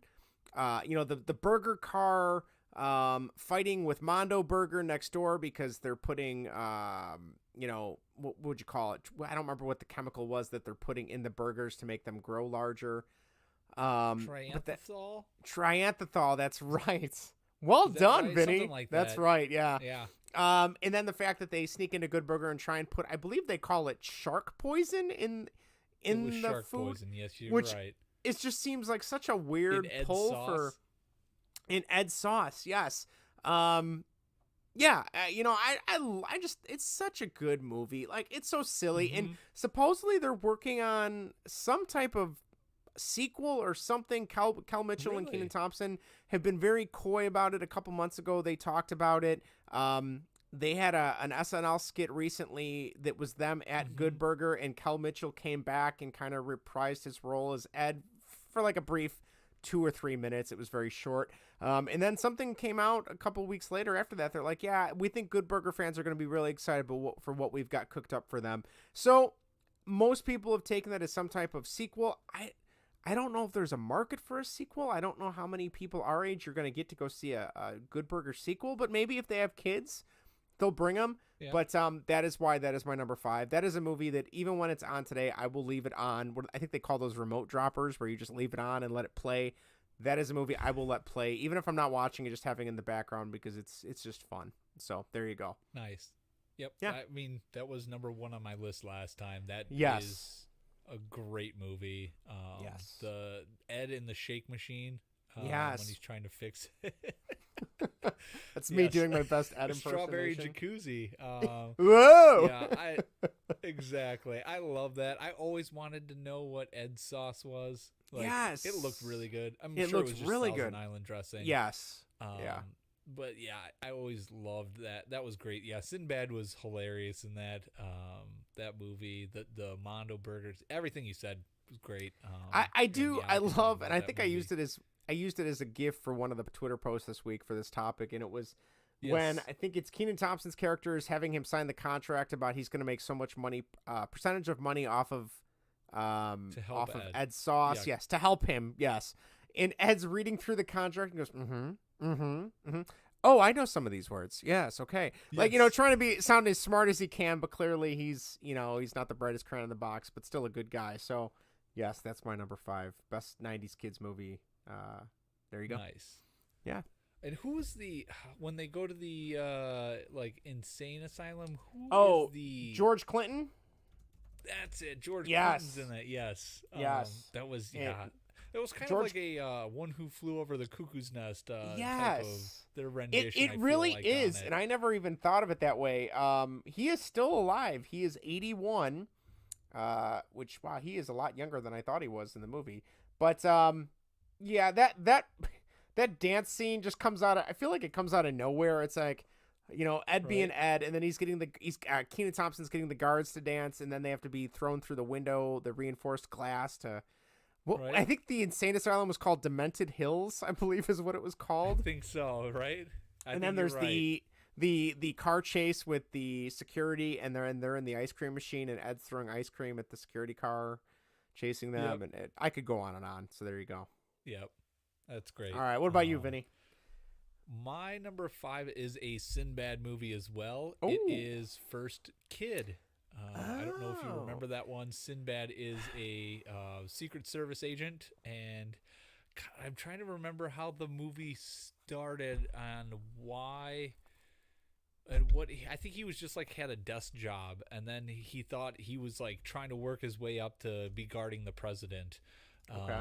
Sinbad's character, and then Sinbad took over for whoever was guarding the first kid, and it just this kid is just a pain in the ass to deal with, And Sinbad, obviously it's a kid's movie, so Sinbad becomes friends with this kid and helps him out. The kid's kind of a dork. People pick on him. That's why he's kind of a jerk to everybody else. But yeah, it's a good movie. I love Sinbad. Like you said, House Guest, that would probably be on my list if that was a PG movie, because I love that. That was probably my favorite Sinbad movie. But First Kid was always really good, and I loved Sinbad in that. I feel like this is not. When we were kids, like Fridays, if we were good, we would, my mom would take us out to McDonald's for lunch because we got to come home for lunch at our school. And then after school, we would go to Blockbuster when it was Blockbuster, or Hollywood Video was pretty big out here. And we would always rent like a kid's live action movie to watch as a family that weekend. And I don't know how we missed this, because like we liked Sinbad. We loved House Guest. We loved Jingle All the Way. I don't know how we missed this one. So I actually have never seen First Kid, but in looking up some stuff about the movie, the main character that plays the kid, he was 15 when this movie was made. He looks a lot younger than 15 in this movie. He also played young Gordon Bombay in both of the first two Mighty Ducks movies. So that's kind of a cool connection. Robert Guillaume ran for senator or something like that. Yeah, I'm looking at like, I don't know if he won. Did he win? I honestly don't know. But I don't think so. His profile picture on IMDb, he's got like the little flag lapel pin and stuff like that. But he looks like a very old man, oddly enough. But a lot like Robert Guillaume is in this movie, who is a really good actor. One of those guys I feel like I've seen in a bunch of stuff. Timothy Busfield is in this movie. I didn't know that either. I just think of him in Little Big League. But yeah, I'm gonna definitely have to. This has got to be on Disney Plus. I will have to check it out, maybe. Yeah, it's technically a Disney movie. Simple movie. Yeah. Point A to point B. But yeah, it's good. I like it. I feel like they don't. Do they make kids movies like this, like family movies like this anymore? I feel like it's not really I don't. I also don't. I don't pay attention to this kind of. When I see movie trailers for kids movies, I don't usually pay attention, and I need to start now. But I'm a lot of the movies my kids into are still like the cartoon, like animated, Disney, Pixar. Like those are the big Those are the ones money makers. Really yeah. I mean, they've been doing the live action, I guess, remakes of the cartoons, like with Beauty and the Beast, Jungle Book. I think was one they did, and then The Lion King, but that doesn't count because they were still CGI. That's true. I think with those animals. So.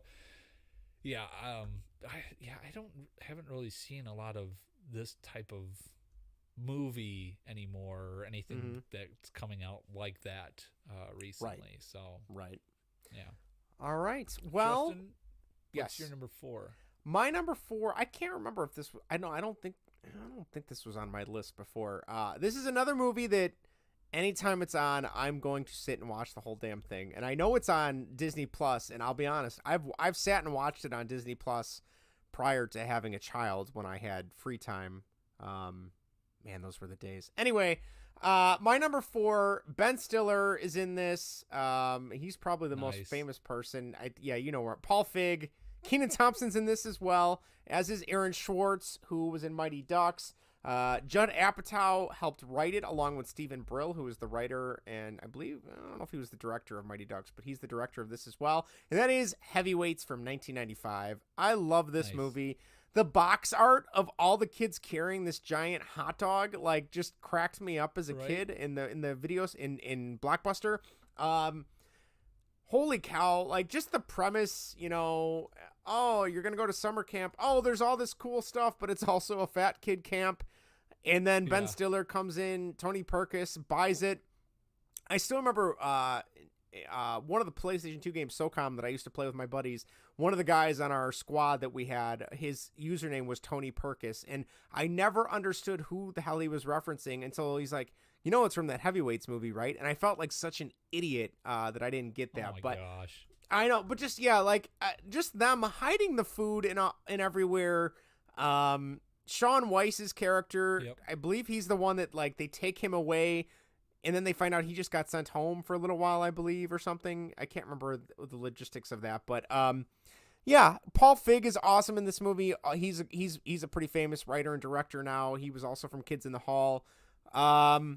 It's just a fun, again, like a fun kids movie that you can enjoy even as an adult, which I feel like is sorely lacking. It's just a fun movie, and it's silly, and you know they have the competition against the baseball camp across the lake, who are just complete assholes. You know, your typical jocks. Which is funny since we're a baseball podcast, but yeah, that's my number 4. It's just a fun movie. I love that movie. I could watch that all the time. So there you go. Yep, good one. Thank you. Number 4 for me is Beethoven. Oh wow, I have not thought about that movie in forever. Yeah, it was a really good movie with the dog. Kind of reminds me of when I was growing up. My dad was always didn't want a dog. We ended up getting one. You had 2, yeah, he was right? he always seemed like Charles Grodin's character in that. Didn't like the dog, didn't want the dog. Everybody else in the family loved the dog. It was a good movie. I loved. There's a lot of funny parts to it. I know the part that I always quote is when the dog Beethoven eats his bacon on they set like bacon down for Charles Grodin to eat, and Beethoven reaches up there and eats it, and then he foolishly tries to take the bacon out of instead of just saying you darn dog, don't eat the off the table or anything like that. He's trying to take the bacon out, and then he like puts the dog's head in his lap, and it gets like drool all over him. He's like, oh, I got drool on me, and he's like, now I got to change my pants. If I change my pants, I got to change my shirt. If I change my shirt, I got to change my tie. And he just like goes in that whole spiel.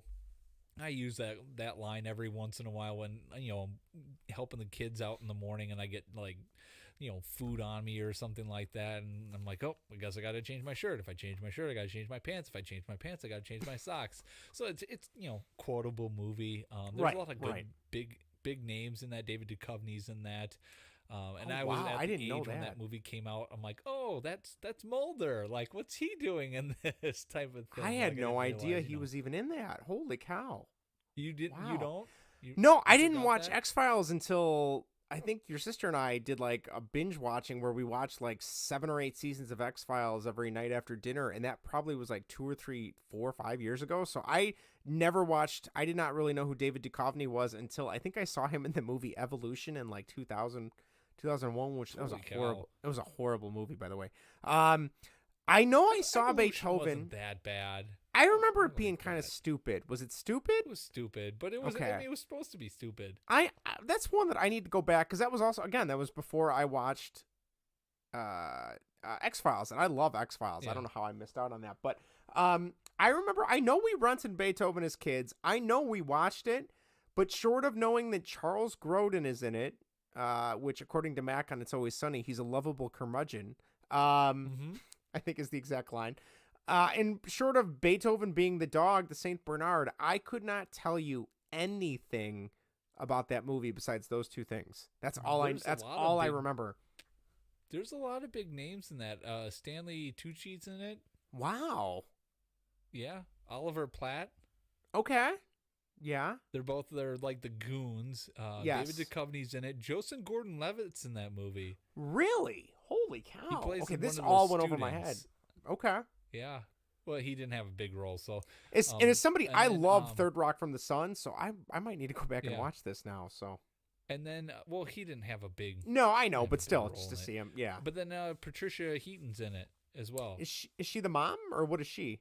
No, she plays like David Duchovny's business partner. I would assume it's Okay. I don't even remember like the premise. I know they get the dog, and that's all I remember. So I'm getting old. I don't remember anything. And I know there was Beethoven's Second, right? I remember that. I know we watched that at least once. Yeah, that wasn't that good. No, I kind of was Charles Grodin in that one or no? Yes, he was. Yep. Oh, okay. All right. Yeah, they still have the same family. In it, but yeah, it was a good movie. I liked it. Yeah. Yeah. My number 4.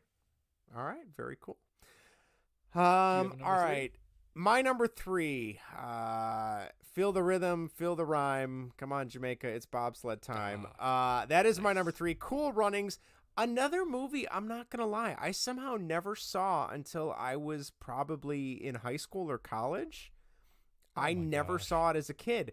And like it has all these quintessential things I would have loved with the sports angle, and I loved John Candy as a kid. Couple interesting facts. Great in that movie. John Candy is excellent in all things, but especially in this movie. I did not realize this was the final John Candy film to be released before he passed away. He died 5 months later while filming Wagons East, which was released after he had already passed. So, final movie before he passed away.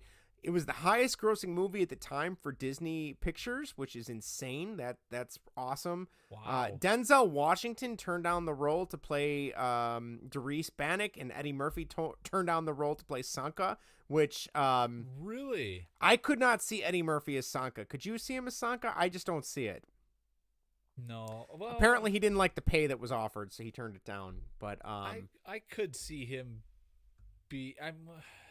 It'd be a different version of it, for sure. That changes the movie. Like, yeah, it was good that they had guys that you didn't really, that weren't big at you. Do you say Denzel? Denzel, yeah. Oh wow. So yeah, I mean that changes the movie entirely. I feel like having those two guys on board, and yeah, I feel like the guys that they had. Who was it? I can't think of Senka's name, but he was in I think some TV show. Growing up in the 90s. Yeah. But yeah, I think him and Ben, they both had a good vibe in the movie. And I feel like Eddie Murphy and Denzel, it would have been different. I can't make that connection for those two in that movie. So I'm I guess glad they didn't get it. So another fun fact, to go along with that, Disney originally envisioned the cast to be Denzel Washington as Doris, Eddie Murphy as Sanka, Wesley Snipes as Yule, and Marlon Wayans as Junior. That was what they thought of when they were writing this, which sounds insane to think about it now. Junior. Yes. Wesley Snipes as Yule is that one makes a little more sense because Yule is kind of like the standoffish, kind of straight-faced character. But the other cool thing is, I forgot about this too. In 2014, the Jamaican bobsled team qualified for the Sochi Olympics. They were the 2-man team. The Olympic General Secretary of the Jamaican Bobsled Federation, Dudley Stokes, who is one of the main people in the real version of what happened because the characters are all fictional.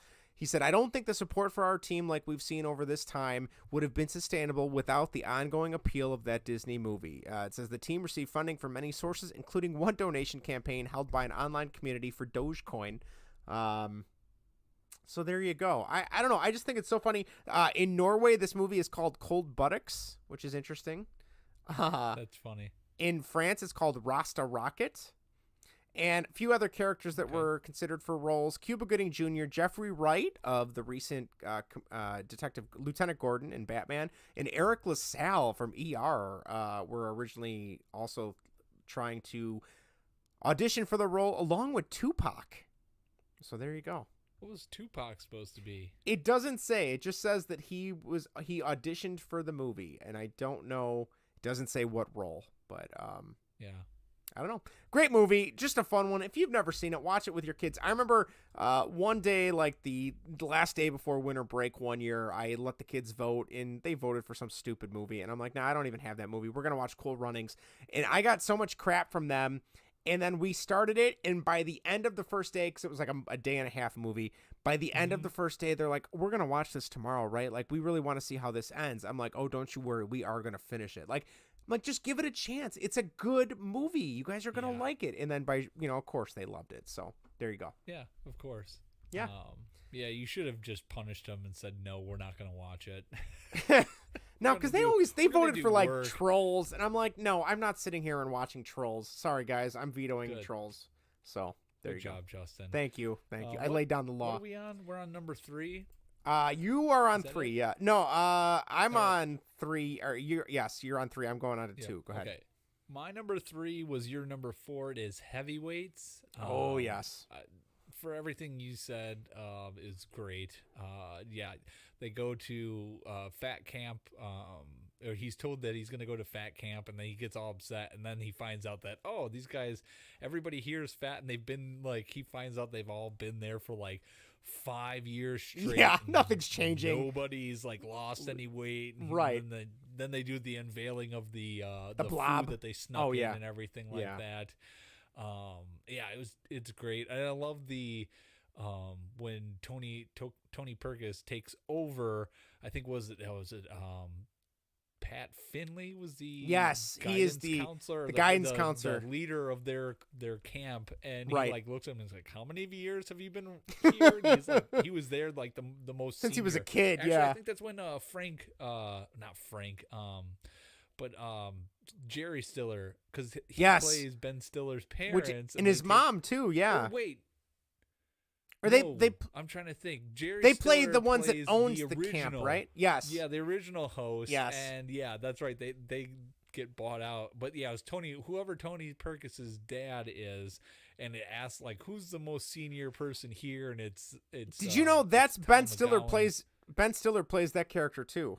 That's right. He yes. does. I totally forgot that. Yes. Such a good movie. But yeah, he asks him, he goes, who's the most senior? It's Tom McGowan's character. And he's like, oh, how long have you been here? Like, and he doesn't do anything. He's like, oh, okay. Okay. You're in charge. Yeah. But yeah, I like that movie. It's great. It's just a fun movie. It's fun. And it's fun. Yeah. So it's my number 3. I feel like there's so many of those kid actors in that movie were in other movies throughout the 90s. Like that was, and then you look at their IMDb.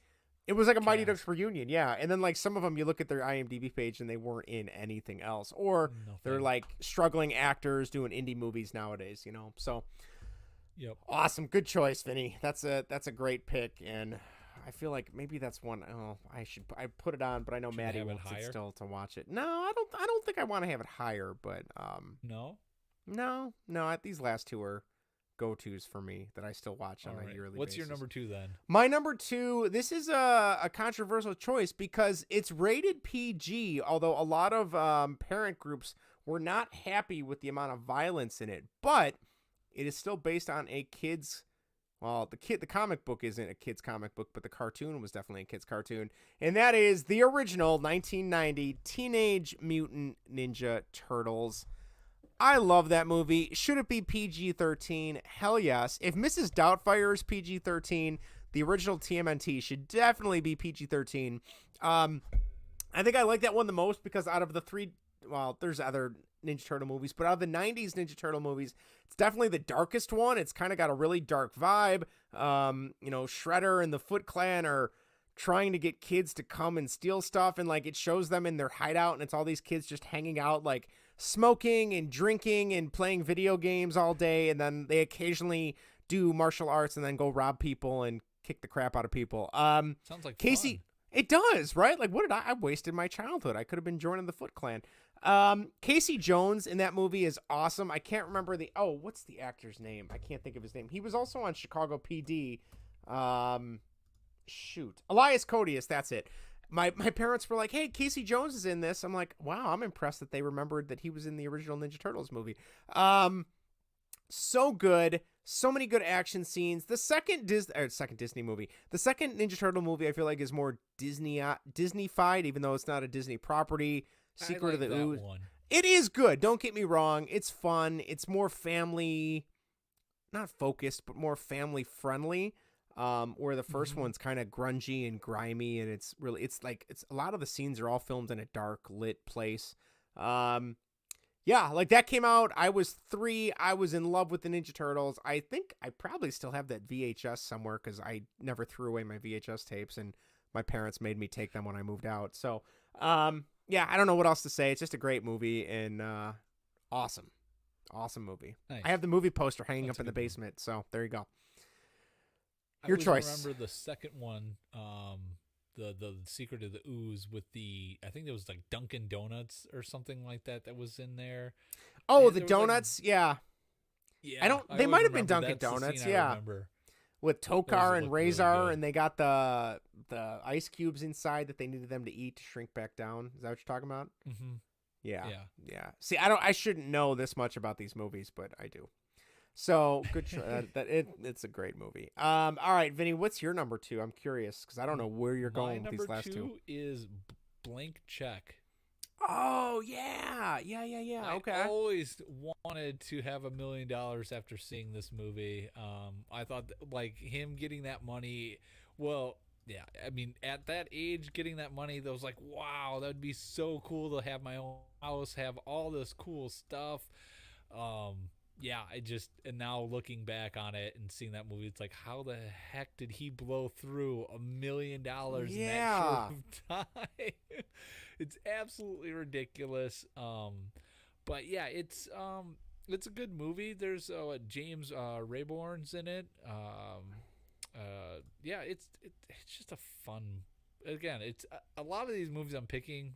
Obviously, they're not great. They're kids' movies, but it was a fun movie. But it was one of those movies that I always like to put on because it was just such a fun premise of the movie.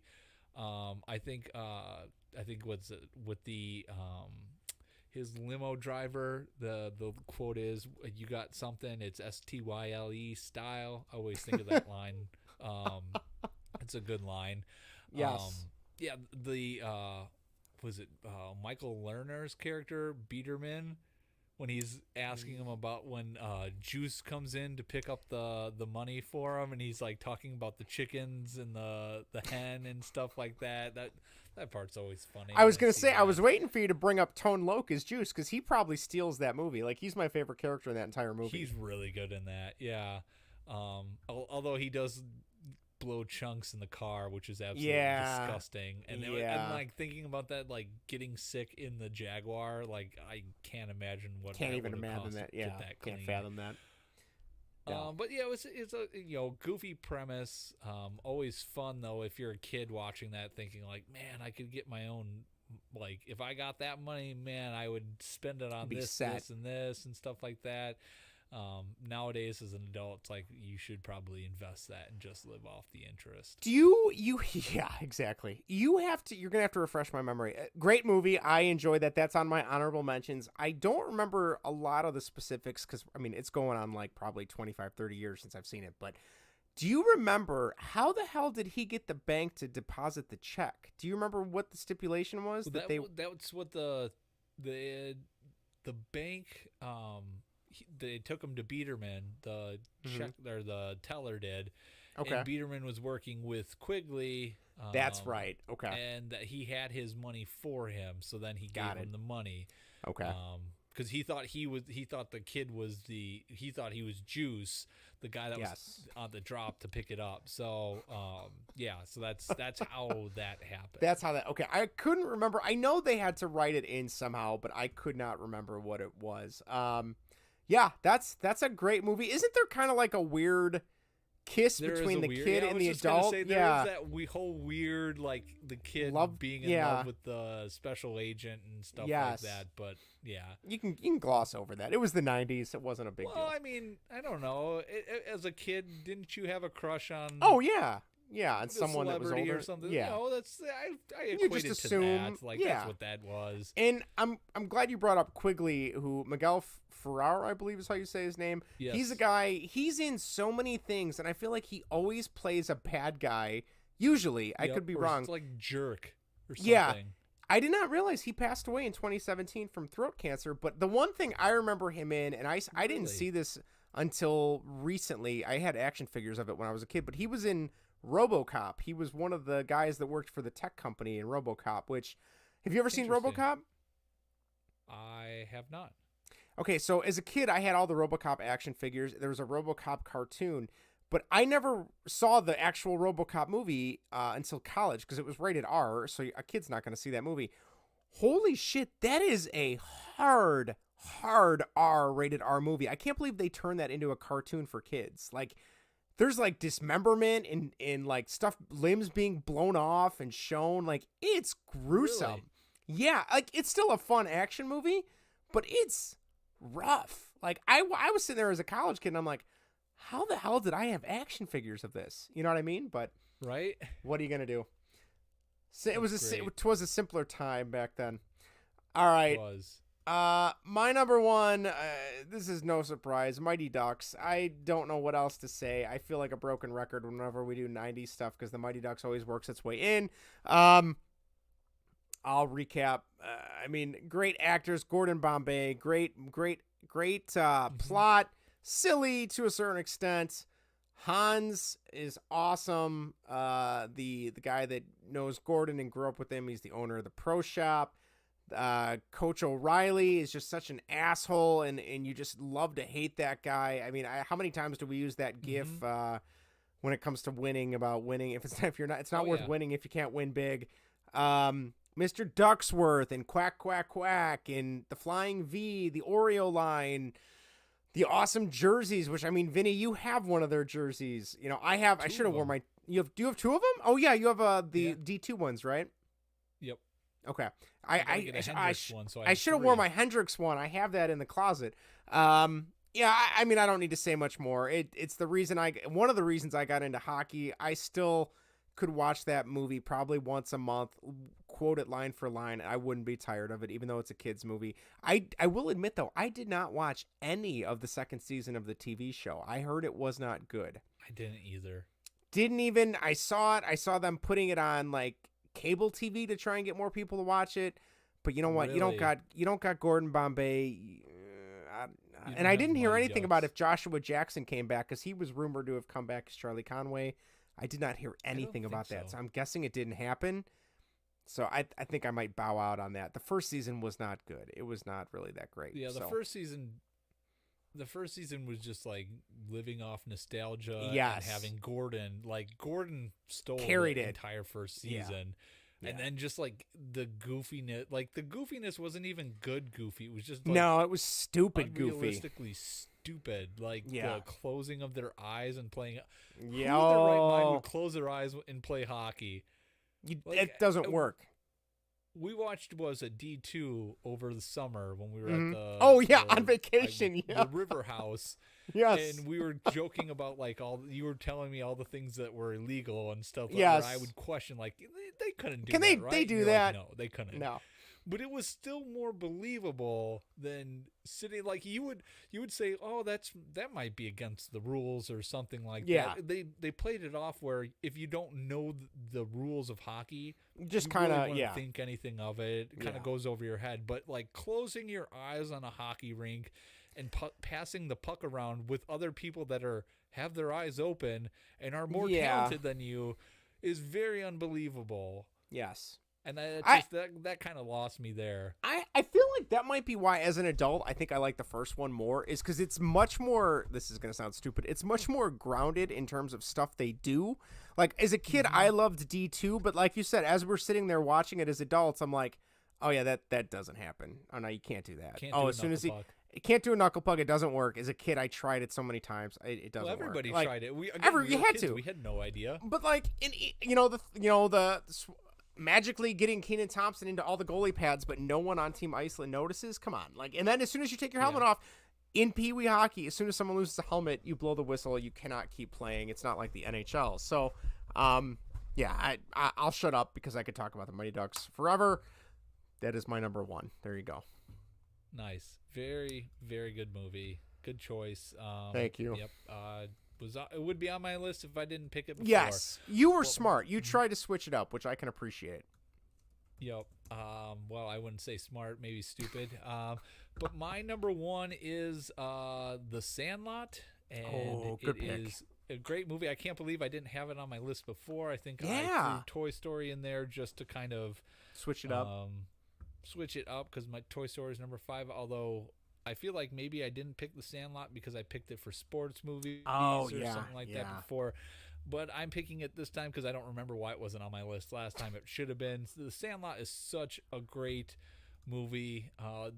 Probably my favorite coming to age movie during my childhood. I mean, it was perfect essentially in that aspect. There's a lot of, it's like a perfect summer movie. I know I used to watch that all the time, right at the beginning of the summer, because it had that embodiment of no school, you're, get out of your house, go do whatever. I never had a sandlot. No. Or I played baseball with kids growing up, but I Sure. understood that. Like, I got that aspect, having a group of friends that you get close with. Right. I think most of us understand that and can appreciate what that movie does. And then getting in trouble with those friends and then trying to essentially hide it from your parents, like they do with the signed baseball Baby Ruthie, and then trying to right the wrong, and trying to fix whatever broke, and then just like the childhood stories, mean Mr. Myrtle, he's got this big bad junkyard dog that eats kids. Type of thing, the urban legends that kids build up about, maybe a neighbor or something like that. We kind of all relate to that because there's always something like that in our lives when we were growing up. Yes. Yeah, that's another one that would have been, I could probably swap out a couple of these for on a different day. I could definitely swap those out and put in the Sandlot. That's another one. Dennis Leary is the dad. I love that character. James Earl Jones as Mr. Myrtle is so good. I feel like I'm trying to find the exact quote, but it goes something along the lines of, oh, you're not in trouble. Here it is. Mr. Myrtle, I take it back after he hears about the lost baseball. You're not in trouble. You're dead where you stand. Like, I love that line. I don't know why, Squints, the pool scene with Wendy Pfeffercorn or Peppercorn. I can never remember. Is it Pfeffercorn? I think it's Pfeffercorn. Okay. I think like we that talked whole about that on a older yes, podcast. I feel like we did. It's such a good movie. And like you said, like, as somebody who grew up playing Little League and played baseball for a long time, really enjoyed it. Between that and the travel all-star, whatever the hell it was called, travel team league that I was in for a couple seasons or a season, like, baseball was a big deal to me. And I think you nailed it. Like, summer, I remember, like, we had a baseball field probably 3 blocks from our house, but nobody on our street was really my age except like one kid, right? That I could talk into playing sports. Nobody else cared.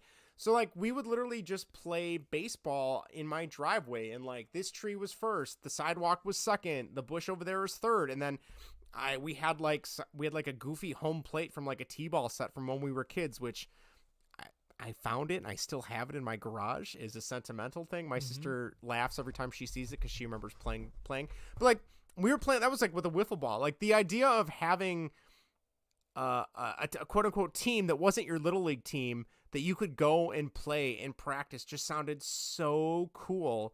And then when they do take on that Little League team and they beat them, it's like, oh, it's so awesome. You know what I mean? So it's such a good scene.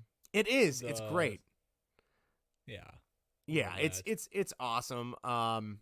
Such a good movie. The giant cake in that one too. That's one of those Home Alone meals that the you mac don't and get to cheese. eat. Yeah, and I think that during cake looks that divine. scene they're playing like I think they're playing Wipeout, which is like one of my favorite songs as a kid. So that was awesome, and I love too just them sleep over in the clubhouse, the s'more stuff, trying to figure out how, all these different plans, the erector set, the vacuums, which is so funny.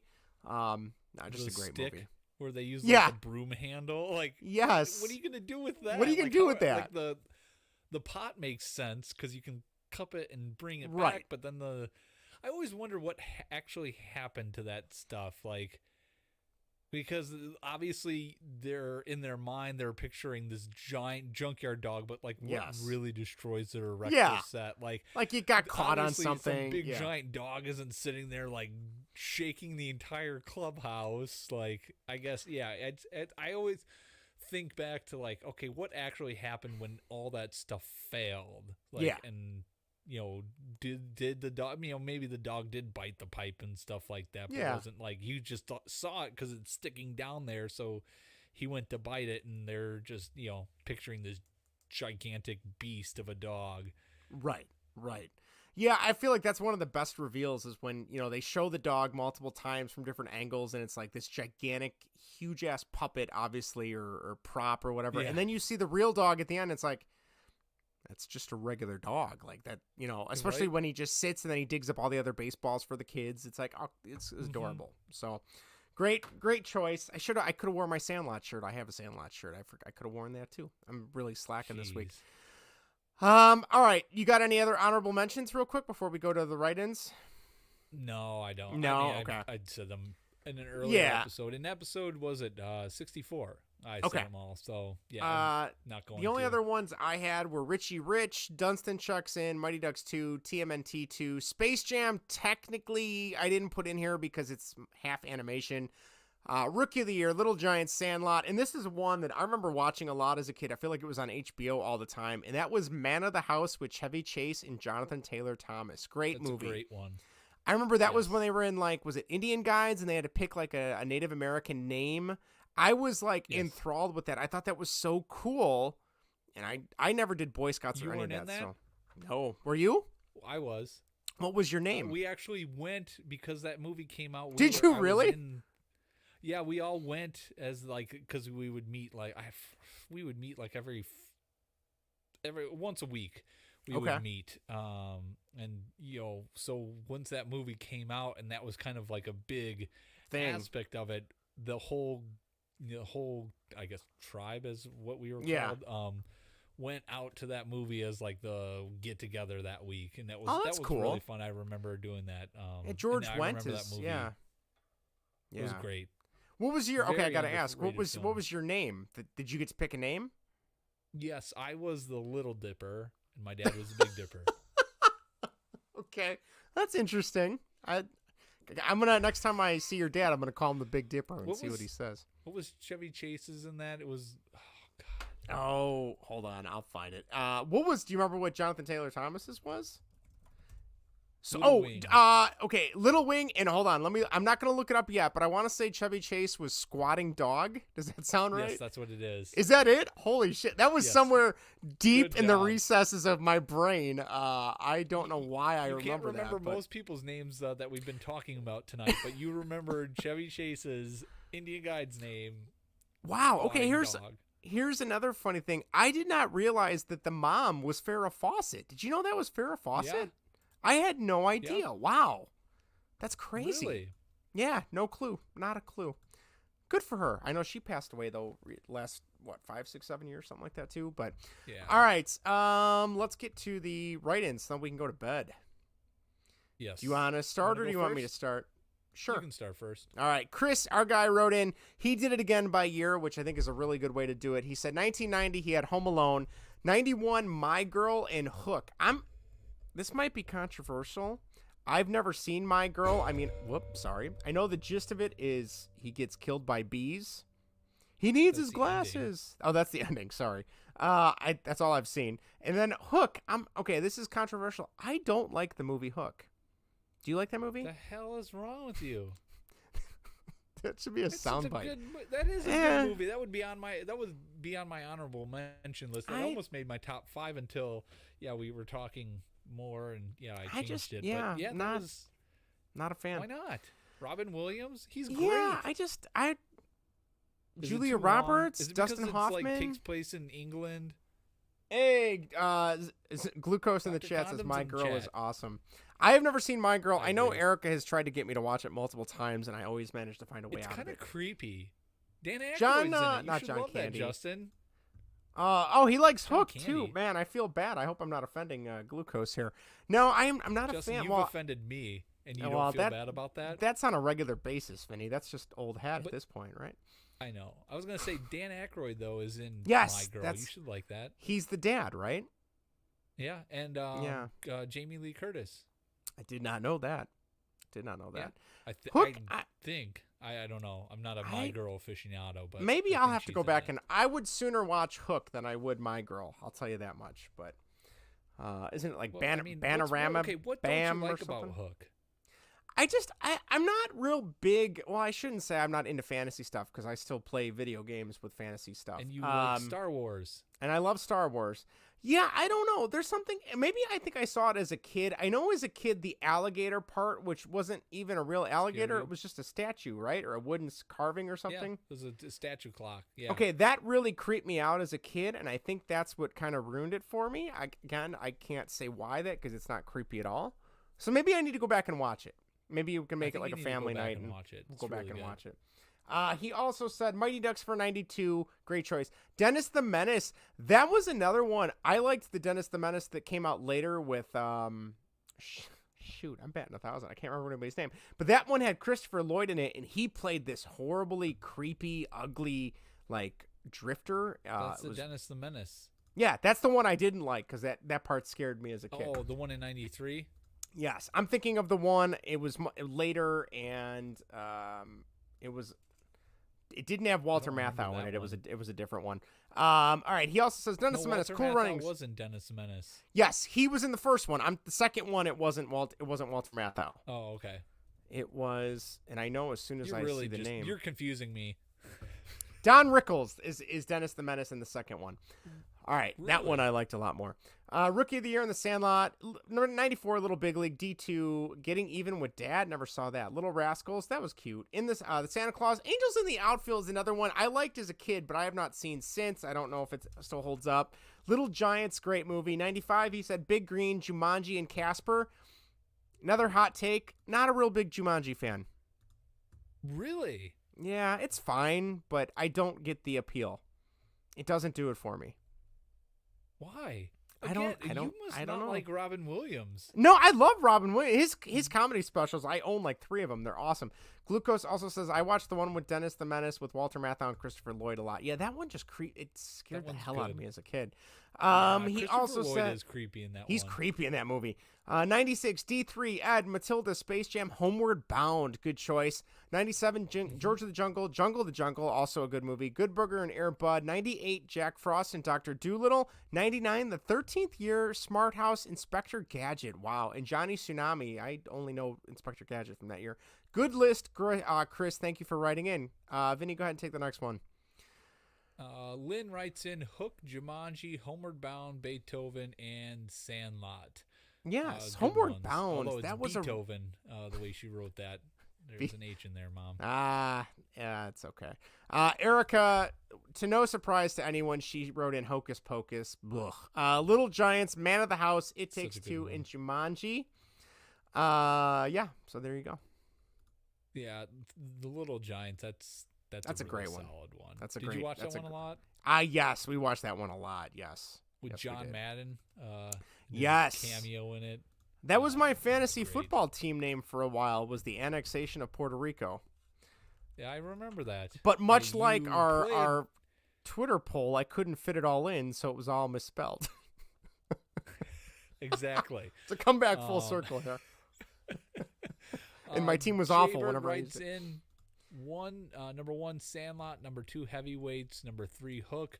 Number 4, Indian in the Cupboard. Never seen that one. And number 5, Jungle to Jungle. That's a good one. I have never. Yes, I've never seen Indian in the Cupboard, and I've never read the book. I believe it was based on a book. Gretchen, your wife, writes in. Dunstan checks in. Great choice. Richie Rich, yes. Parent Trap, Blank Check, and Jumanji. Can we just talk about Parent Trap for a second? You have identical twins and you're getting divorced, and the thought process is, oh, we're just going to separate them so they never know they have a sibling. Like, how messed up is that? As a kid, I thought it was normal, but it's really messed up. It is. Really messed up. And I did like that movie as a kid, too. Lindsay Lohan, that was like her first acting job, I think, right? Or one of the first ones. Yeah, might have been one of her biggest role. Bigger ones, yeah. But can we talk about how awesome it was in Richie Rich that he had a McDonald's? Yes. Yes. Didn't you always want a McDonald's? I wanted that house so badly. Right? Was it the Dad Finder, like 3000? Dad not found. Dad, right? That room was amazing. It was. It was so cool. He had a roller coaster, and then he had a baseball like field on his property, and they rollerbladed around the house. How great was that? And he got golden socket wrenches too. That's right. I forgot about that. And now as an adult, I'm like, man, that's a good set of socket wrenches. I still love when they're trying to rob the parents in the vault, and they're like, "Where's all the money? This is all useless crap." In banks, of course. Where else would it be? And I'm like, he's smart. He knows what he got to invest that money. He was hoping for. I mean, you would think like being his. He was almost like essentially his right hand man that you would know that would they know don't that have gold bullion just sitting at their house. Like, where are they moving? Like, they're obviously, if they're building a vault, where are they moving it? Like from, like why wouldn't you steal it before they put it in this vault? Whatever. Mount Richmore, right? Like, how awesome is that? Yeah. Oh, good choices. All right, who's next? Dr. Mantis? Dr. Mantis writes in number 1, Sandlot, number 2, Jumanji, number 3, Mighty Ducks D2, number 4, Hook, and number 5, Home Alone. Justin, I think you need to go and watch Hook again. That made a lot of people's lists here. It did. I think that might be like a time and place thing, though. Like the time, like I saw Goonies for the first time like 5 years ago. It's good, but I don't know if it's as good as everyone makes it out to be. Because I think it's because I saw it as an adult. But I mean, why? Okay, what didn't you like about Goonies? Oh, I liked it. I just don't think it's like the end all be all that I feel like a lot of people my age make it out to be. That's all. It's good. I enjoy it. If it's on, I'll leave. Up with. Well, that's what I'm saying. I didn't grow up with it, so I think that's why I don't have that affinity for it. So, much like if it's really good, it's still. I mean, I'd say like a solid B+. It's probably better than most of my list, to be honest. All right. Well, we did have a few people write in from the Game Informer Overblood Facebook group. Jordan wrote in. Now, this isn't PG or G, but this is another movie I watched a ton of. Small Soldiers, he said, was a big favorite of his. I was obsessed with the fake toys in the movies, the Gorgonites and the soldiers. So the toys in Small Soldiers were the coolest ever to me. Some others were Turbo Man and Jingle All the Way. I had to get a Turbo Man for Christmas because I love that toy. Yes, that Jingle All the Way is a great one as well. Good choice. Did you get it? They had the Turbo Man toy? I don't remember that. They did. I didn't have it as a kid, and I know they re-released it like 2 or 3 years ago, and I did not get it then either. Really? I do not have it. I have the Funko Pop, but I don't have the actual action figure. So. Actual Turbo Man. Yes.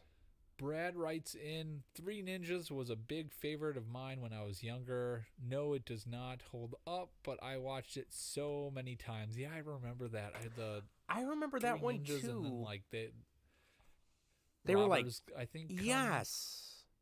And that's like, I remember seeing it and not really liking it because I think the whole robbers thing scared me because I saw that too young. Justin, are you seeing a trend? Fragile little child.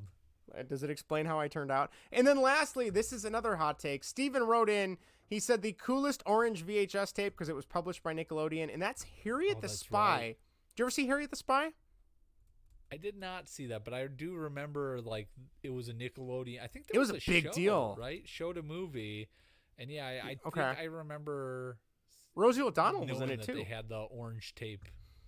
I remember being so excited to see that because they publicized it so much on Nickelodeon in between commercials that it was coming out. And I remember we went to go see it, and I did not like it at all. Like, there's a couple spots in the movie, or at least one spot in the movie, where like she's got this book where she's writing about all her friends and kind of the bad stuff, not the bad stuff they do, but the stuff about them she doesn't like, and it gets out, and her friends just like totally disown her, which I get, but like it was such a downer in certain spots, and as like an 8-year-old, I'm like, oh, this doesn't make me happy. I don't want to watch this movie. Are you sure you're not talking about Mean Girls? No, like I'm not. No, I'm not talking about Mean Girls. No, that's maybe Mean Girls was influenced by Harriet the Spy. It could very well be. I don't know.